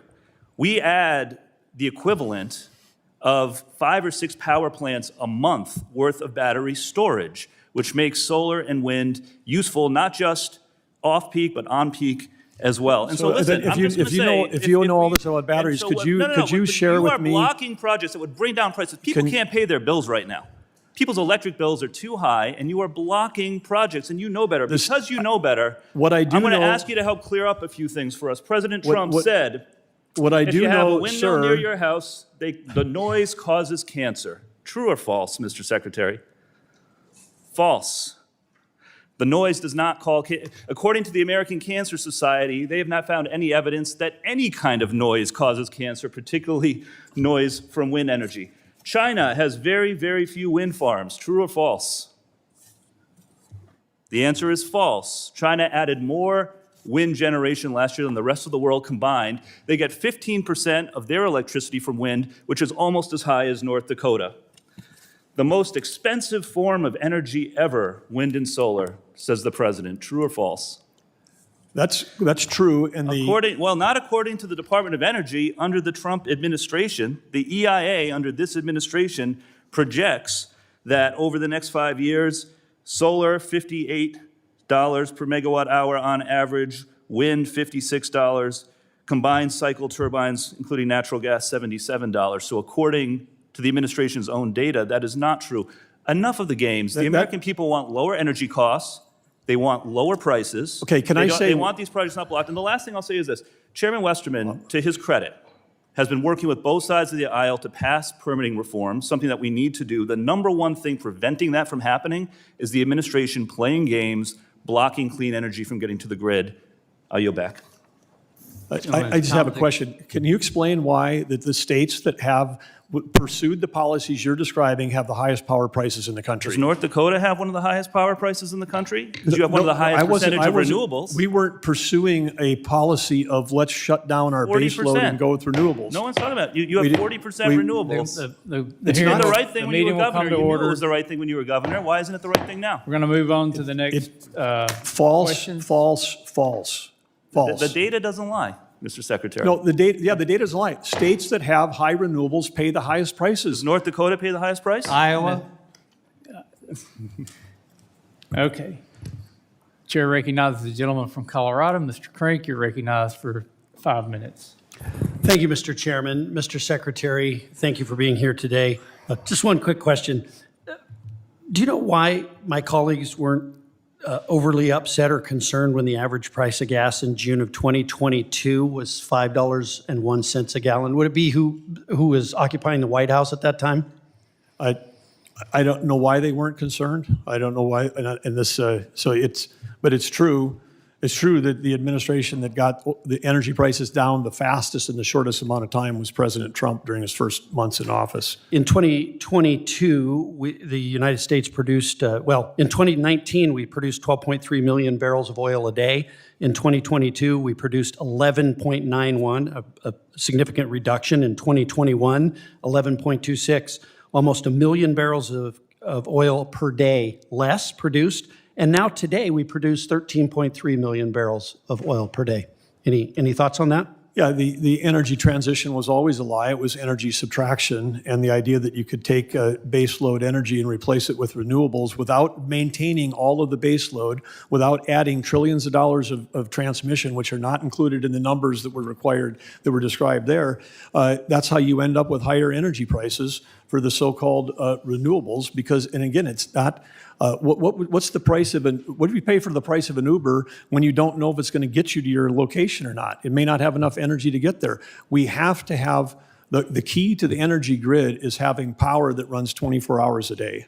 And the idea of the insisting that somehow we can do intermittent, weather dependent with foreign source materials and not maintain the entire base load. So the economics, when they say it's the cheapest, that's the incremental. It's not the whole cost of the base. We still need the entire base. During the winter storm Fern this year, wind and solar produced 2% of the energy in 22 states. We would have had tens of millions of people without power just 4 months ago in our own country. Wood and trash produce 3% in those states, because in Vermont, they still burn wood, and some cities burn trash as part of electrical generation, and we spent hundreds of billions of dollars subsidizing something. You know what saved our bacon during that storm? Coal flexed up 50%. Natural gas flexed up 50%. Nuclear was 11% of the power in those 22 states before, during, and after, because there's no dial to turn it up. It was reliable, it was secure, it was clean. But the idea that somehow that that we can solve this thing by pursuing, Germany spent $500 trillion on their green energy, and now they have 20% less electricity at 3 times the cost, and no one will build an AI data center. The folks that want to win this argument are going to end up with fine, win the argument for your state, and you will lose the next CapEx battle, because there's no CapEx is going to go to any place where electricity prices are high and energy prices higher. California has designed a set of policies to have the highest energy prices in the country, and guess what? The only thing they're going to lead in is out-migration. Yeah, and we all have, some of us have amnesia from 2022 and when prices were well over what they are today. We still need to get gas prices down. And we'll get them down again. No We know doubt. how And to we get need them down. You get them down with more supply, less regulation, and lower taxes. We have the formula. The folks that are saying it's unaffordable were the ones that drove these high prices. Yeah, Mr. Secretary, we're blessed with abundant energy and mineral resources, but we can't responsibly develop that if we don't have that fully identified and mapped. Better geological mapping is very important to us. What steps is the Interior taking to support and accelerate these mapping efforts so we can better understand and utilize our domestic resource base? The new mantra at USGS is going back to the roots. It's map, baby, map. That's what that group was created for. You use federal dollars to do the mapping. You release that information to the public. The private sector follows, and we get ourselves back into, get ourselves out of this bind that we're in, being completely out of the critical minerals business. And I mean, just as the USGS just released a map last week that indicates that in Appalachia, the northern Appalachia, we have 300 years worth of lithium, which with 300 years worth of imports, we import it now. And of course, we need that for all these little batteries that everybody's holding up. And the last thing I would say, if folks that want to hold up batteries, I would just ask you, how much power, grid-based power, if we said everything's shut down, we're going to switch to batteries? It's about 12 minutes of battery power for the nation. That's what we have now. So of course, on a teeny little base, you can double the amount of battery power every year, but it'll take us a century to have a meaningful amount to be able to run the grid when the sun's not shining, which we know that happens every day, and the wind's not blowing. That happens. The Germans actually invented a word called dark doldrums because they have companies missing their earnings calls because the sun didn't shine as much as they thought because they had cloudy days and the wind didn't blow. And I don't think at a time when we were talking about winning the AI arms race where we need more electricity than we've ever needed, we can take electricity, a kilowatt of electricity, and turn it into intelligence. That's even more amazing than turning it into lighter heat at that time that we want to bet on the weather. And if there's one more comment that's made here about China, the comments that are being made here, go look online. They're being posted by pro-China organizations almost immediately when the speakers are done being speaker. And Ranking Chairman laughs. It's true. I'm not making that up. They love that when we have all these pro-China things. You know why China's doing all the renewables? Mr. Secretary, because China's thrilled with your energy policy. Well, You've handed the future to them. gentleman- Don't insult our intelligence. The gentleman's time is Just ask the mayor from... China's pursuing all this renewable because they import 11.5 million barrels a day. They're not insulted by our stuff. They wish they had our abundant resources. That's why they were going around the world buying stuff from Iran and Venezuela at a discount. I mean, Just ask the mayor from California that was just arrested about China. You're welcome. Thank you, Mr. Chairman. Gentleman's time Mr. expired. I Chairman. recognize myself to submit for the record a report from the National Center for Energy Analytics titled "The Battery Storage Delusion: Utility-Scale Batteries Are No Silver Bullet," which reports that utility-scale lithium-ion batteries are fundamentally limited as a grid solution. They discharge for only 1 to 4 hours, degrade at 3 to 7% annually, last just 10 to 13 years, and deliver real-world efficiency closer to 70% than advertised. At national scale, the material and energy costs are staggering. Backing up a single winter day would require 1.3 billion tons of raw materials and 850 terawatt hours of input energy repeated every decade. Safety risk from thermal runaway, weak recycling economics for low-value lithium iron phosphate chemistries, and inconsistent global waste regulations that shift environmental harm to lower enforcement jurisdictions further undermine the technology's viability. Treating batteries as a scalable clean energy solution risks misallocating resources, eroding grid reliability, and diverting critical investment away from the firm, dispatchable generating capacity that actually keeps the lights on. And as someone from a congressional district that has one of the world's largest deposits of lithium, I'd love to see more lithium batteries, but we have to improve the technology if we're going to have any kind of grid level storage. Without objection, so ordered. The chair, Ms. Stansberry. I'd like to ask for unanimous consent to enter another report into the record. This one is from the International Monetary Fund from December of 2022 that is entitled, "The World Has Gone from Plentiful, Cheap Energy to Scarcity Amid Low Investment and War." And the important part about this report about global oil markets is that what drove oil prices in 2021, which the gentleman just referred to, was war in Ukraine, just as the largest single oil disruption on planet Earth that's happening right now is the illegal war in Iran and the president's choice to go to war in Iran. Without objection, And Mr. Chairman, I have unanimous consent. so ordered request. on Ms. Stansberry. You're recognized, Mr. Huffman. Thank you, Mr. Chairman. So I ask unanimous consent to enter into the record a report on the energy storage market outlook, which states that the U.S. is expected to have over 600 gigawatt hours of total capacity by 2030, about the equivalent of 300 Hoover dams. This battery storage is significant. Its real grid operators know how to use it in conjunction with renewables to keep the lights on. Without objection, so ordered. The chair now recognizes the gentleman from New Mexico, Mr. Hernandez. You're recognized for 5 minutes. Sorry. That's what I thought. Sorry. Puerto Rico, you're recognized. I appreciate it, but I don't want to leave. No, thank you, Mr. Chairman. So, Mr. Secretary, the Compact of Free Association Amendments Act of 2024 codified the Interagency Group on Freely Associated States to address implementation issues as they arise. Your department co-chairs it alongside the Department of State. As you know, the Freely Associated States continue to serve in the U.S. Armed Forces at disproportionately high rates.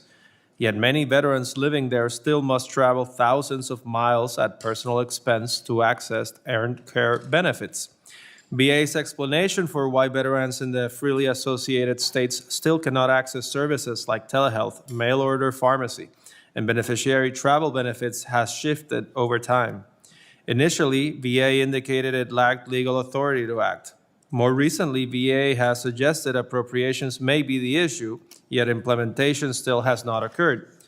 Given DOI's role coordinating implementation of the compact amendments, will you commit to engaging with the VA to resolve whatever barriers remain to implementing these veterans' services in the freely associated states? I'll not only commit to it, I've already spoken to Secretary Collins about this, and we're grateful for the high level of military participation among both our territories and the Compact of Free Associated States. And this health care issue is an issue, and of course, a lot of them got to fly to Hawaii, thousands and thousands of miles away for care, and that's an impact on them and their families. So absolutely, we're working on this. Do you have a timeline for when you can expect to have a solution for them? Ultimately, that's going to come out of the VA budget, but I think we're advocating strongly as part of our role in helping to oversee and manage the territories and the COFA states. I'll take that as we don't have a timeline yet. Moving on. Secretary Burgum, on February 9th, a 265-foot fuel barge ran aground at the entrance to San Juan Harbor and struck the structure of El Morro. It sat on the rocks for over 2 weeks. As you know, the National Park Service manages El Morro both as a National Historic Landmark and a UNESCO World Heritage Site. Did NPS assess the structural and environmental damage to El Morro from this incident? And if so, when will you share that assessment with Congress? Yeah, we'll be happy to share that publicly when that report's completed. Do you have an estimate for when the report will be completed? I don't. Has the report been started? Is there a report in progress? I'm certain there's a report in progress, but I don't know when. I don't know when it'll be finished. Okay. You know, El Morro has stood for nearly 500 years. It has survived hurricanes, invasions, and centuries of history. It should not be at risk from a barge with a broken tow line. Mr. Secretary, what formal role does NPS play in protecting El Morro from maritime safety risks? And will you commit to working with the Coast Guard to strengthen that role so El Morro can stand for another 500 years? Yes. And has NPS estimated the cost of the structural and operational impacts caused by this incident? I'm sorry, I didn't understand the question there exactly. Do you have a cost estimate of the structural and operational impacts that the barge incident caused to the national park? No, I don't have that today, but I will ask to make sure it's included in the report. The report that we're not certain if it exists. Frankly, this incident demonstrates... I'm certain it's underway. I just don't know the timeline and when it would be delivered. And good management practices set deadlines. Frankly, this incident demonstrates how vulnerable Puerto Rico remains when energy policy and infrastructure planning fail to adequately account for operational risk. The island already depends heavily on fuel shipments because of the fragility of the grid, but if that dependence is not matched with strong oversight, modern infrastructure, and serious contingency planning, the consequences can extend far beyond the energy sector and threaten cultural, environmental, and economic assets that cannot be replaced. Thank you, and I yield back. Gentleman yields back. The chair now recognizes the gentleman from Montana, Mr. Downing. You're recognized for 5 minutes. Thank you, Mr. Chair, and thank you, Mr. Secretary, for being here. Mr. Secretary, I want to thank you first for championing American energy dominance in your role as in the Department of Interior, in particular, your support for coal mining. It's invigorated a crucial industry and helped secure jobs in rural communities, including mine in my home district of central and eastern Montana. So first, I'd like to hear your insights on this administration's vision for the future of American coal. Can you explain why the administration believes coal remains a critical component of baseload electricity generation, particularly as we see demand increases from AI data centers and domestic manufacturing growth? Well, the coal is critical. It's critical as a baseload energy source. It's a reliable 7x24. It doesn't get disrupted by supply chains because most of the power that we're generating is near the mines that produce that coal, as it is in your state and my state. The The other thing, of course, is that we now know that in some of these coal that we've got really high concentrations, some of the highest in the country of critical minerals that we need. The opportunity for co-processing of those critical minerals at the same time we're doing thermal generation is significant. The number one thing we can do to make sure we maintain stability of the grid is stop shutting down reliable baseload. In this last year, the Trump administration, through the 202C authorities that Chris Wright had as Secretary of Energy, and also just utilities realizing that they were putting themselves in a precarious over-rotation towards intermittent, unreliable sources. 17 gigawatts of baseload coal remained open, and that was critical to getting through the peak winter days this winter. So again, the administration is fully supportive and appreciates your support for this industry. Well, thank you. And so kind of, moving on from there, can you discuss how the prior administration's restrictions on federal coal leasing affected long-term planning and investment decisions for domestic mining companies? Well, it was a full-on assault. It started during the Obama administration, and then it accelerated during the Biden administration. But in some cases, there was rules and regulations that were put in place strictly to try to shut down coal. And of course, if there's a coal plant operating in America today, it's clean because it's survived this 20-year onslaught. And it's remarkable how the industry's been able to respond to produce the clean power source that they do. Thank you. The Trump administration has actively moved to reverse the previous administration's war on coal mining in Montana. And this includes President Trump signing into law my CRA resolution reversing Biden's coal leasing ban on the Powder River Basin, as well as the Department of Interior, under your leadership, implementing emergency permitting measures that have helped sustain mining operations such as the Bull Mountains mine in Muscle County. So, Mr. Secretary, how important is it for Congress to act to codify these efforts to ensure the long-term viability of coal mining in America? Well, I think it's incredibly important because, as we've discussed here, I mean, we need baseload power. Is absolutely it's imperative that we maintain that baseload power, and it would be imperative that we can move some of these energy discussions away from out of ideology and into having the durability of Congress passing laws to support them. Thank you. In the interest of time, I'm going to move on. Something that's very important to me: supporting Indian country. I want to thank you for those answers, but. One of the important roles that the Department of Interior has and plays in Indian country, supporting our tribes, including the 8 tribes that we have located in Montana's 2nd Congressional District. So first, Mr. Secretary, I appreciated you highlighting in your testimony the importance of the federal government upholding its trust responsibilities to our tribes. Can you elaborate on how President Trump's fiscal year 27 budget for the Department of Interior will support fulfilling those obligations?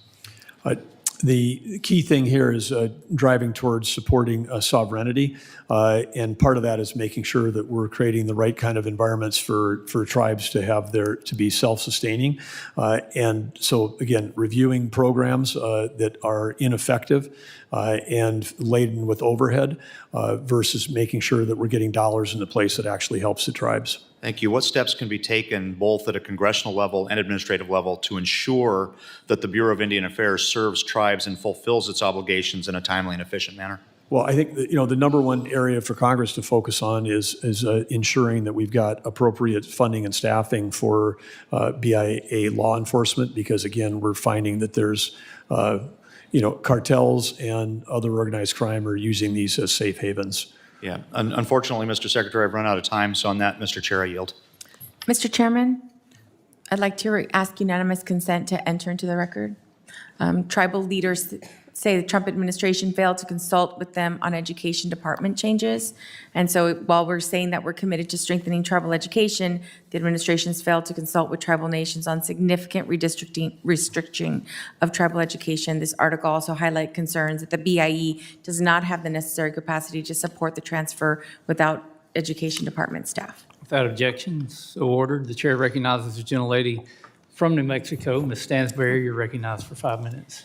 Thank you, Mr. Chairman. Secretary Burgum, I know it's been a long day, but I really do appreciate you being here today. There are few agencies that have a greater impact for New Mexico than the Department of Interior in its management of tribal affairs, public lands, our waters, our natural resources. And, as I was preparing for today's hearing, I was looking back at your confirmation and your bio. And one of the things I was really struck by is your personal story. As I understand it from your statement, when you were sworn in, you were born and raised in a small town called Arthur, raised by a single mom, and you grew up working with your hands. And as somebody who myself grew up in a rural community in New Mexico with a single mom working with my hands, I understand exactly where you come from. And I appreciate that. But I do want to say that that is what makes this budget particularly perplexing for me, especially because during your confirmation, you made a commitment to both sides of the aisle that you would prioritize tribal trust and treaty responsibilities and consultation. And our tribal communities are not unlike the communities you and I grew up in. You know this. Now, I have to say, I know you just answered a question about this, but I used to work at OMB in the Interior Branch. I'm very familiar with these budget tables. I actually did BIA and BIE's budget. And though you just said that you're prioritizing tribal self-government, your budget cuts self-governance compacts by $83 million. Your budget makes over $1 billion in cuts to core tribal programs to BIA and BIE. It makes over $744 million cuts to BIA alone. It cuts tribal colleges by $150 million. It reduces school construction in tribal communities by 85%. And when you compare that with the other cuts in the president's budget in HUD and other programs, it eviscerates tribal housing programs, law enforcement, sanitation and water projects, irrigation projects, basic infrastructure, roads, economic development, and it zeroes out basic education and cultural programs. And this is on top of the other budgets that are scattered all across the president's budget that eviscerate the core programs that support low-income communities like the ones we grew up in.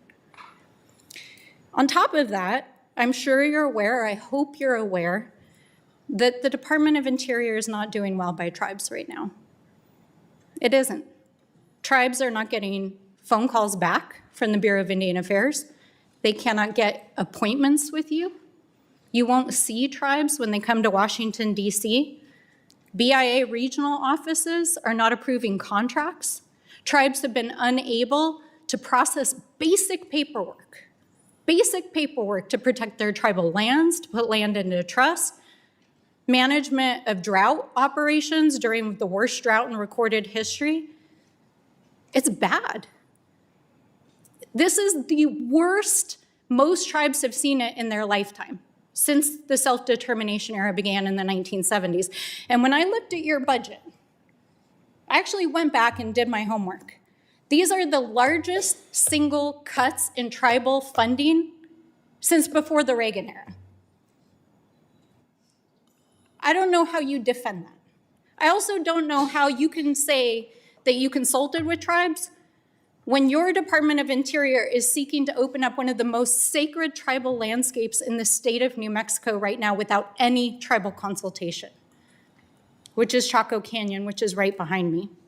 Now, in addition to that, I have to say, now I understand how these budgets get made. I know that the White House puts their fingerprint on things, but I don't know how you can sit there and defend $1 billion for a ballroom at the White House, $15 million for a tribal arch, for an arch right in front of Arlington Cemetery, which veterans are actually opposed to, and a $10 billion slush fund for beautification projects in Washington, D.C., when we don't even have teachers in tribal schools right now. When you're seeking to zero out tribal housing money, people are going to be homeless because of your budget if it passes. And you're defending this? That's not okay. That is not okay, and you know it, because you and I grew up in the same kind of place, and we weren't raised to do this. So, Mr. Secretary, there isn't time for me to ask you any questions, but what I hope that I can appeal to you is to do right by tribes and to know that who you actually serve, while you may serve at the pleasure of this guy, the people you actually serve are the people who hold this place to be the most sacred place on planet Earth. and I hope you'll do right by our tribes. Thank you. Gentlelady's time's expired. The chair, first I recognize myself. Mr. Chairman, just for the record, I want to, even though I'm not allowed to speak, apparently I'd want to acknowledge that there was many misrepresentations made during that prior statement. I recognize myself for the submission to the record, this U.S. Energy Information Administration report that says U.S. battery capacity increased 66% in 2024, but when you look at the footnotes, it says even though battery storage capacity is growing fast, in 2024, it was only 2% of the 1,230 gigawatts of utility-scale electric generating capacity in the United States. Being generous, 2% is less than 30 minutes of capacity in battery storage. And again, if we could build batteries that could store at the grid level and actually meet our needs, that would be a good thing. So I ask unanimous consent. Without objection, so ordered. Chair recognizes the gentlelady from Colorado, Ms. Boebert. You're recognized for 5 minutes. Thank you, Mr. Chairman, and thank you, Mr. Secretary, for being here. I'm going to actually cut some of my questions at the end and give you an opportunity to respond to the statements that were made prior to my time here, so I'll try to keep mine quick. Secretary Burgum, in December, in your December statement, you issued a clear warning to Colorado, quote, "This is a warning. If Colorado does not get control of the wolves immediately, we will," end quote. You and the U.S. Fish and Wildlife Services threatened to terminate the memorandum of agreement and reclaim management authority after the state released 15 Canadian gray wolves between January 12th and 18th of 2025 without any notification to citizens or local governments, and then re-release wolf number 2403, a known predator from Copper Creek, a pack that has already cost ranchers in Colorado over $450,000 in compensation. So what specific actions have you and this department been able to take since that warning on January 18th, reporting a deadline to hold Colorado accountable? Well, we've been in direct discussions with the governor's office, and the Colorado head of Fish and Wildlife with our head, Brian Nesvik, who's the head of U.S. Fish and Wildlife. Colorado finds itself in a predicament of having this narrowly passed ballot measure around, wolf releases. And of course, as it is, I'm sure the Denver metro area carried it over the top by a few votes, but then all the people that live in ranch country that have to deal with the outcomes are dealing with it. And again, we're trying to find a solution to manage that, to make sure it's safe for school children, safe for and safe for people that are raising livestock.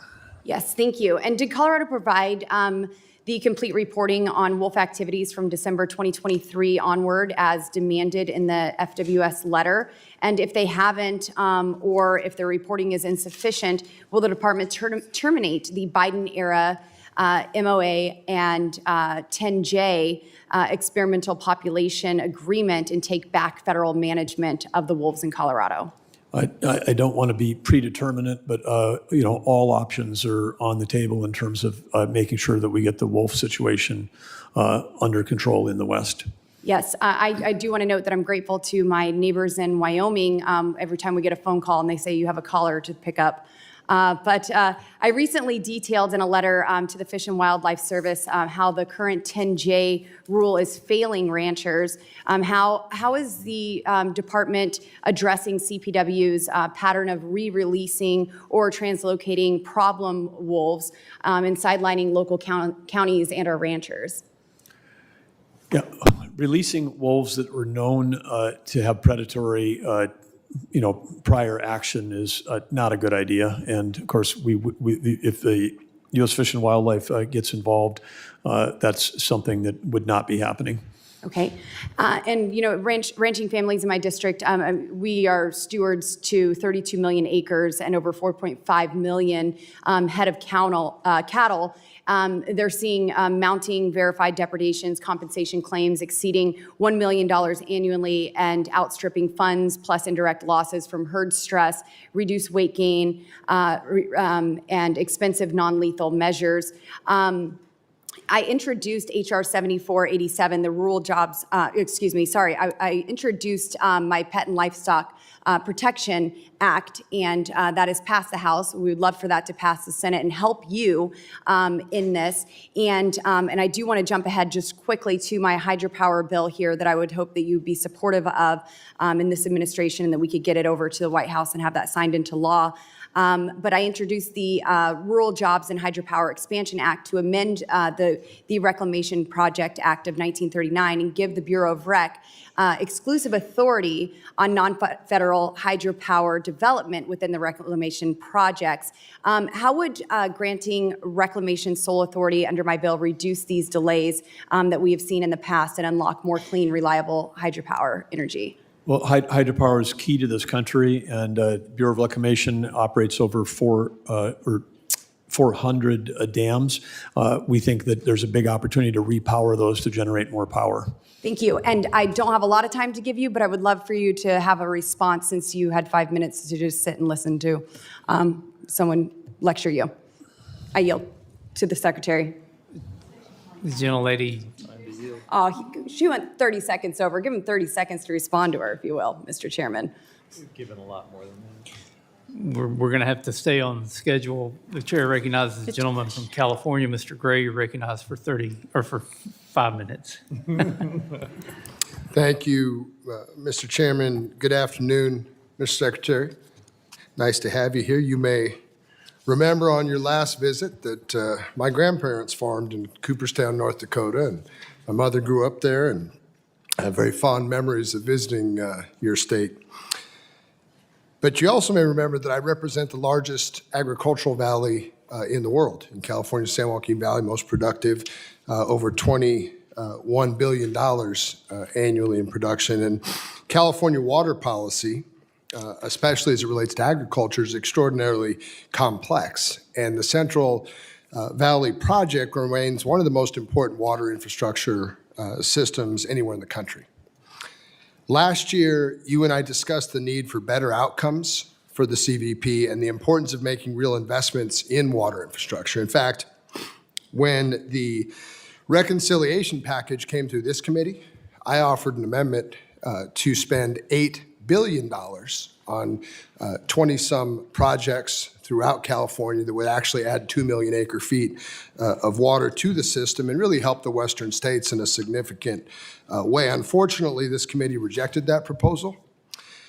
But the final bill did include about $1 billion for western water infrastructure, with roughly $540 million of that allocated to California, which certainly is a start, although I'll note it falls far short of the scale of the problem we're dealing with and what is necessary. Not only did the administration's reconciliation bill fail to seriously address the level of infrastructure investment that we need, but it also appears to have failed to maintain adequate staffing levels, specifically at the Bureau of Reclamation. And I bring this up because we continue hearing serious concerns about staffing shortages, and my understanding is that staffing levels have dropped by more than 40% since last year. Now, I want to note for the public, these are the people responsible for reviewing permits and moving projects forward, which is what we need to happen. In my district alone, at least 5 water projects are effectively stalled because there aren't enough staff to process approvals. And Mr. Secretary, that undermines the work this committee is trying to do, the bipartisan work, I'll note, on permitting reform, legislation like the SPEED Act, of which I'm a co-sponsor, the ESA Amendments Act, my bill, the Valley Water Solutions Act. So from where I sit, there's just a real gap between what California farmers are being told and what they're seeing on the ground, whether it's project delays, low CVP allocations, or the lack of long-term infrastructure investment. The other issue I want to raise is, I have several major hydropower relicensing efforts underway before FERC in my district. And hydropower remains an important source of reliable baseload energy, and it's certainly critical to our local economy and to agriculture. And so the 2 questions I have: first, what specific steps will the department take to make sure the investments Congress has already approved actually translate into more water reliability and real infrastructure improvements for Central Valley producers in my district? 2, can you commit to working with me and others to ensure those relicensing processes move forward efficiently, fairly, and in a way that keeps costs manageable for both ratepayers and local communities? Because I think what's happening in hydropower now is not that. And I think we need your help and you to engage directly. So those are my 2 questions, and you got about a minute left, so I'm happy to make time to meet with you one-on-one, at a different later date to go over these in depth, but I'd like to hear your response. Well, I think the next steps are specifically that. I mean, we're interested in, and I appreciate your coming with specifics, Representative. If there's 5 projects that you're looking at, we should go one by one, find out where the permitting issues are, find out if it's being held up because of staffing or some other reason why it's not getting done. But we're interested in working with you to solve all of the issues that you described. I mean, water is critically important, and agriculture in your area is renowned around the country, and it's important that we make sure we're managing those scarce water resources in a smart way. Well, I appreciate that response, Mr. Secretary. I'll follow up with your office and get those specifics to you. And with that, Mr. Chairman, I yield back the remainder of my time. Mr. Speaker, I ask for unanimous consent to enter into the record a grist article titled "How the Trump Administration is Putting Hundreds of Sacred Sites at Risk," which speaks to how Trump's so-called national energy emergency has cut the window for tribal historic preservation officers to review projects that could have impacts on tribal sites and resources from 30 days to 7, all while cutting funding for the THPOs. Without objection, so ordered. And I will commend Mr. Gray, who just left, for yielding back the most time of any member today. Chair now recognizes the gentleman from Oregon, Mr. Bentz. You're recognized for 5 minutes. Thank you, Mr. Chair. Thank you, Mr. Secretary, for your patience. So your department is extraordinarily, unbelievably important to Oregon. And the reason, of course, is that for the past 40 years, Oregon has been governed by Democrats from the governor's office for 40 years. And for the last 20, approximately, it's been governed by Democrats from the House and the Oregon Senate. I was in the Oregon House and Senate for a total of 12 years, not one day in the majority. So I'm so happy to be sitting here talking to you right now about your department, which controls about 75% of my district of 70,000 square miles. And so you are incredibly important, and your agency is incredibly important. Let me just share with you why we have to look to your agency for help. Under the 40 years of Democrat administration in Oregon, we have become 47th out of 50th when it comes to being attractive to business. 47th out of 50th. Under Democrat leadership, we are 49th out of 50 when it comes to 4th grade math and reading proficiency. 49th out of 50 under Democrat leadership. Under Democrat leadership, we are often the worst in the nation when it comes to wildfire occurrence. Under Democrat leadership, we are 43rd out of 50 when it comes to economic outlook. Thank goodness we have Medicaid, because we are 5th in the nation when it comes to needing Medicaid. Thank goodness we have that program, 5th in the nation. Thank goodness we have SNAP, because we are 2nd or 3rd in the nation when it comes to needing it. And again, it's because our economy is in shambles, particularly when it comes to the rural areas where your agency is in place to do some things about this. Oregon is 42nd in the country when it comes to housing affordability. Oregon is 13th highest when it comes to closing businesses, and Oregon has land zoned for industrial use near the lowest amount in the nation. Other than that, Oregon's doing great. So we have to look to you and say, what in the world can we do? And I want to start by talking about the Oregon and California lands, the ONC lands, 2 million acres of land in the southern part of Oregon that your agency has control over. And thank goodness you are looking at the possibility of increasing the removal of timber from that ONC land. That land was, under a 1937 law, set up to provide timber to local communities on a sustainable basis. I know you're aware of this, but can I ask if I can help in any way in that process of getting us to more timber off that land? Because what we're doing right now, you mentioned it earlier, is we're just setting all of that wonderful timber up for burning is what we're doing. Perhaps you can comment on that. Well, first of all, would love to engage with you, Representative. on how we can help revitalize those rural areas on public lands, particularly as it relates to timber development, because timber development by the private sector and saving our forests from catastrophic fires go absolutely hand in hand about reducing that fire load. And so very much looking forward to you to doing that. There's not enough dollars in the world for us to have the federal government just go in and send in crews when we could actually have the private sector who knows how to today with the technology to be able to remove timber and still maintain and protect the watersheds, protect the forests, and then help rebuild the economies in those rural communities. But anyway, we look forward to partnering with you. And so do I. Let me turn to mining. Again, my district is 70,000 square miles, and a huge part of it is blessed with incredible mineral resources. Now, the president today is in China, and his ability to negotiate for us is dramatically curtailed by our lack of having access to rare earth minerals and the ability to process them. Yet we have them in my district. And so is your agency looking to try to help access those minerals on the lands that you are in charge of? Well, the answer is yes, and we're working closely with the National Security Council, the National Energy Dominance Council, where there's a team that's working to identify potential areas for critical mineral development, mining, and processing in this country. And so if you've got either specific projects or things you'd like to meet with, happy to have you meet with that team and make sure that they're aware of what the opportunities are as we look to try to rebuild this industry in America. Right, we will definitely take you up on that. And I want to take this opportunity to thank you for your work on the Klamath, because the Klamath Lake and that area is in my district. And your help in trying to balance the application of the limited water resources has been invaluable. And we look forward to continuing to work with you to keep or reach a better outcome for all concerned in that basin. Thank you so much. I yield back. Gentleman yields back. The chair now recognizes the gentlelady from Virginia, Ms. Kiggins. You're recognized for 5 minutes. Thank you, Mr. Chairman, for holding this oversight hearing to discuss the President's fiscal year 27 budget request for the Department of the Interior. Secretary Burgum, thank you for taking the time to be with us today for so long.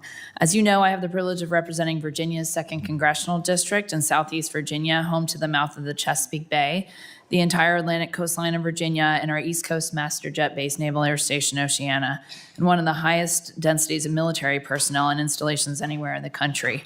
Because of that, my district sits at the intersection of energy development, environmental stewardship, and national security in a very real and immediate way. That balance is not theoretical for us. It directly impacts our economy, our grid reliability, and our military readiness.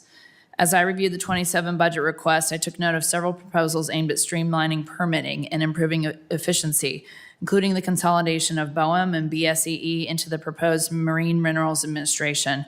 I also recognize the department's role in advancing domestic energy production across a range of resources while ensuring that projects are developed responsibly and in coordination with our national security priorities. At the same time, I think it's critical that we pursue these goals. We ensure that projects that have already undergone years of federal review and coordination are able to move forward with certainty, and that interagency processes, particularly those with the Department of War, remain consistent, predictable, and effective. In coastal districts like mine, where energy infrastructure and military operations operate side by side, that coordination is essential, not just during permitting, but throughout the life of a project. So with that in mind, I want to better understand how the department is approaching coordination, reliability, and implementation under this budget. How does the Department of Interior coordinate with the Department of War to ensure that we balance the speedy development of new energy projects with national security and the need to preserve military priorities? Well, one of the things that we're coordinating with the Department of War, which affects your district, is the CVOW project, which is the this giant offshore project. It was the Department of War's request and their secure report that was essentially states what I think we all would understand, which is that if you've got a large-scale offshore wind that interferes with radar and also interferes with underground sonar, even if these things were permitted and approved even 4 or 5 years ago, if you go back pre-Ukraine, Russia, what's going on in Iran right now, is that the warfare today is very different than we might have thought it was even 5 years ago, which is low-flying, large-scale drone attacks is a key thing. And if you're going to attack the United States, if you were an adversary that was going to do that, you'd launch large-scale drone attacks. You wouldn't be hijacking an airplane. You wouldn't be shooting a rocket at us. You would just go against our defense facilities like in Virginia or high population areas like the Northeast,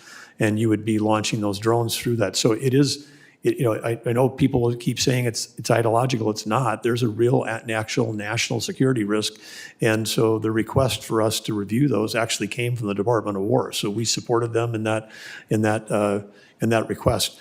Notwithstanding that, if you're not talking about offshore and you're not talking about protecting those things, then there's other considerations like grid stability and security of supply. But in this case, it's actual physical kinetic security was one of the concerns with the offshore. And you mentioned grid security, and I'm glad you did, because right now my Naval Air Station on the East Coast has no grid security, and you know the benefit of that one offshore project and why I personally am very protective, and our former Governor Glenn Youngkin and Congressman Whitman as well, because of the benefit of Dominion Energy giving a $500 million power grid upgrade to my Naval Air Station that we cannot do with our defense budget. So I just hope you look at the whole picture when we're talking about funding, especially in our funding challenges, and that we need to, of course, on the defense budget side, devote that to war fighting, to our war fighters, to our military families. So that public-private partnership, I want to maximize that benefit. So I just throw that out there, but thank you for sharing your opinion as well. And with the proposed consolidation of BOEM and BSEE into the Marine Minerals Administration, how will funding be used to improve permitting timelines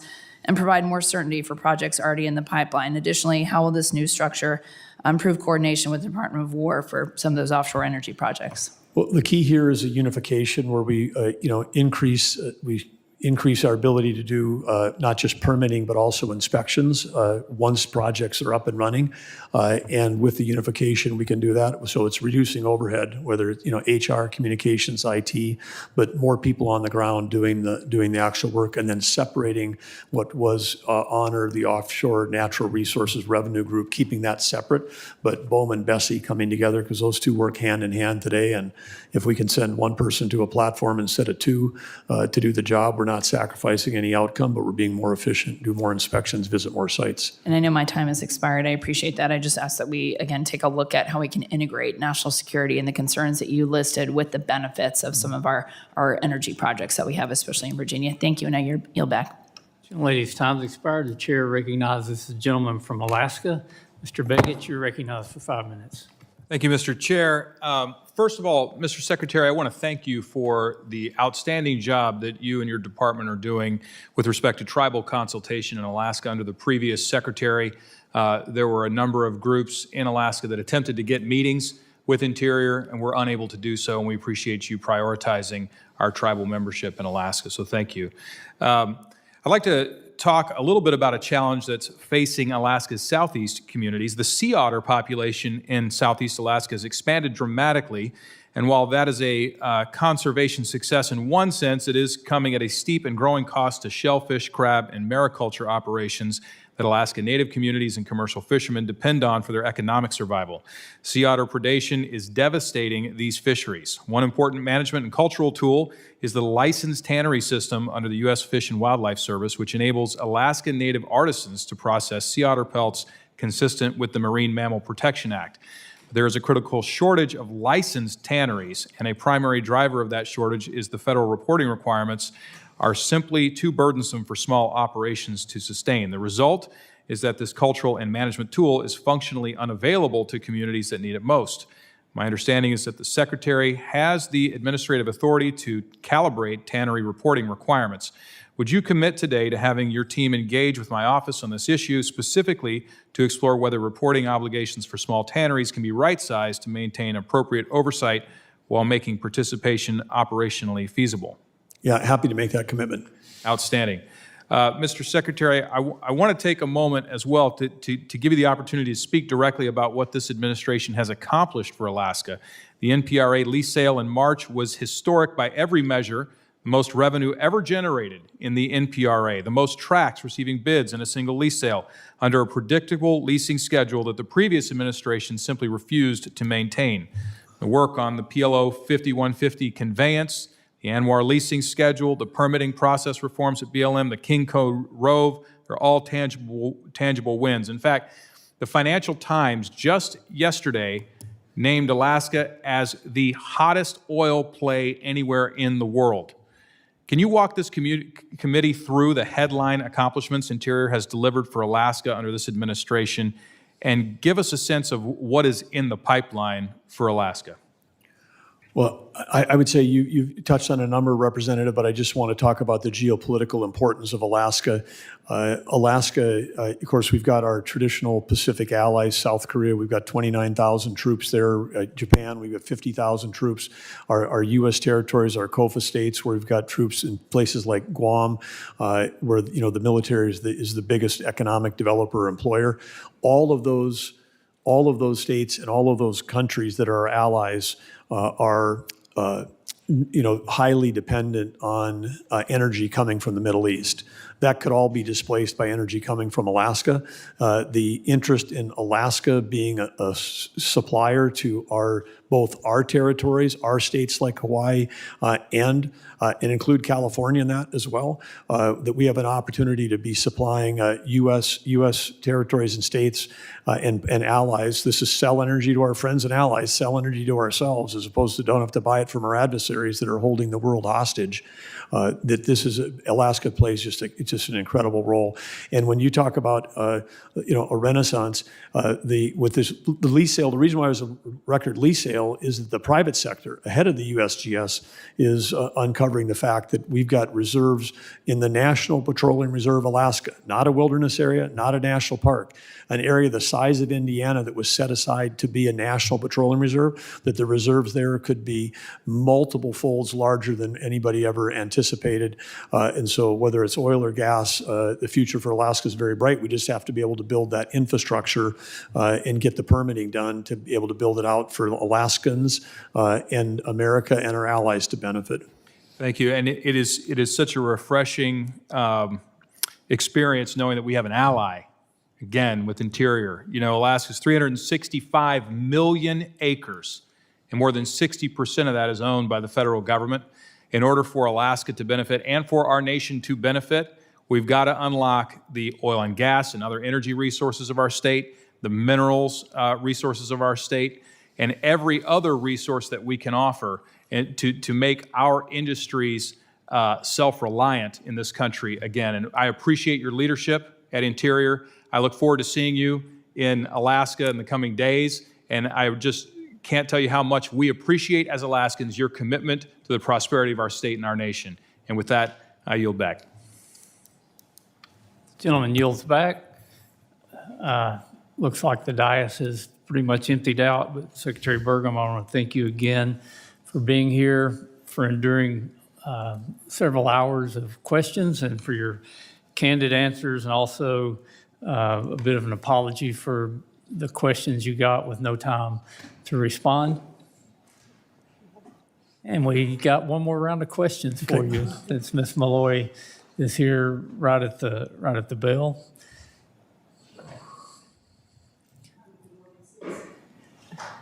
Chair recognizes the gentlelady from Utah, Ms. Malloy. You're recognized for Thank you. 5 minutes. Mr. Secretary, I'm sorry I walked in right at the end. I'm stuck in an appropriations markup today, so I was hurrying over as quickly as I could. I have a couple of things. One, we've talked about this before, but as you're aware, the president included $1 billion for the Great Salt Lake in his budget. As the only appropriator in the state of Utah, I'm working to make sure we can get as much of that in the appropriations bills as we can. Will you work with my team and with the state on a plan for what that should look like? Yeah, absolutely we will, Representative. Okay, thank you. As we're trying to get language in the appropriations bills, the number one question is, what does Interior want? So I would love for us to figure that out together. And then I have been While you're catching your breath, I would just say big opportunities in the basin on water supply, water infrastructure, water conservation.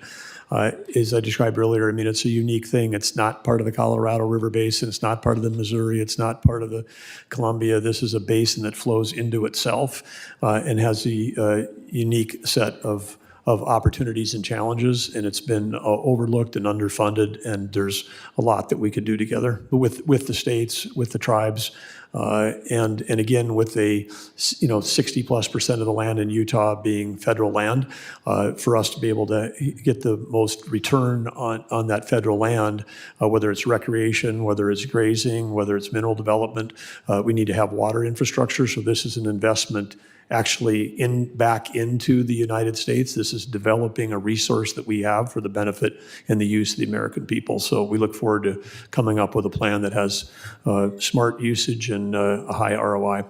Thank you. I appreciate that. This is a top resource concern for the state of Utah, and I'm excited about the opportunity to have the state and the administration working together to solve it. And thank you for the opportunity to catch my breath. In return, I'm going to give you some of my remaining time. I've been kind of following the hearing, and I know there have been several points brought up that you didn't get a chance to respond to. I have about just a little under 3 minutes left. Is there anything you would like to say, especially about staffing or solar power, that you haven't had a chance to say because the time keeps running out? Well, I think one thing that I would say was in the comments related to in the 5-minute discussion with no chance to respond relative to tribal issues. Again, just for those folks that are working on the budgets, to take a close look. I mean, when we're moving the wildland fire group, out of things like BIA, into a wildland fire things, it looks like a cut if you're just comparing two numbers, but we've taken a big function and large amounts of staff, moved them from national parks, moved them from BIA, moved them from UN Fish and Wildlife, and put them into a new bucket. And no one is like, oh, there's a big increase over here. No, it's a transfer as part of the unification. So that's one. The second thing we're doing to achieve these efficiencies is taking all of comms, all of IT, and all of HR, and pulling all those into the Secretary's office. So that'll look like a cut to, pick your bureau, NPS, U.S. Fish and Wildlife, or BIA. It looks like a cut, but it's actually a place where we can have an opportunity to be more efficient. So that's just one thing to point out. So then that's a misstatement to describe these things as cuts when it's actually, it is about unification. But the assertion that a tribe can't get a meeting that's absurdly false. For my first week in office, we were meeting with tribes, and a week doesn't go by that I don't meet with tribes. And when I go out to the thing, as representative from Alaska knows, that's what we're doing. I mean, and one of the first groups that was in my office was the North Slope Bureau, which is all Native Alaskans that were there, and they were in my office, and it was a memorable meeting because what did they say to me? They said they had come to DC 8 times in 4 years and never got a meeting with the secretary. I've met with them 4 times. And I'll be meeting with them the 5th time. That's in person, and that doesn't count my deputies, and it doesn't count other staff. We're working with all of them. So, in terms of the particularly related to New Mexico, one of the first, in the second week I was in office, the Navajo were in my office, and they said, we've lost our mineral rights on this buffer zone around the Chaco Monument, which is a new thing. It's not in law. Buffer zones aren't a thing. They're not part of the Antiquities Act. They're not part of creating national monuments. It was a thing that got created, and it's 535 square miles of buffer that covers Navajo land, including people that had private allotments for mineral rights. And I think everybody in this room probably believes in personal property rights. So in my second week in office, I had Navajo in my office saying that they were encroached on. And now someone is saying that we don't do tribal consultation. Sometimes even the tribes don't agree with each other, and we talk to both sides. So it's a gross misstatement to say that we're not doing it. We believe in it. We're committed to it, and we're looking for solutions to these challenging problems. But we absolutely do listen to our tribal partners with whom we share geography. Thank you. I appreciate that, and my time has expired, so I will yield.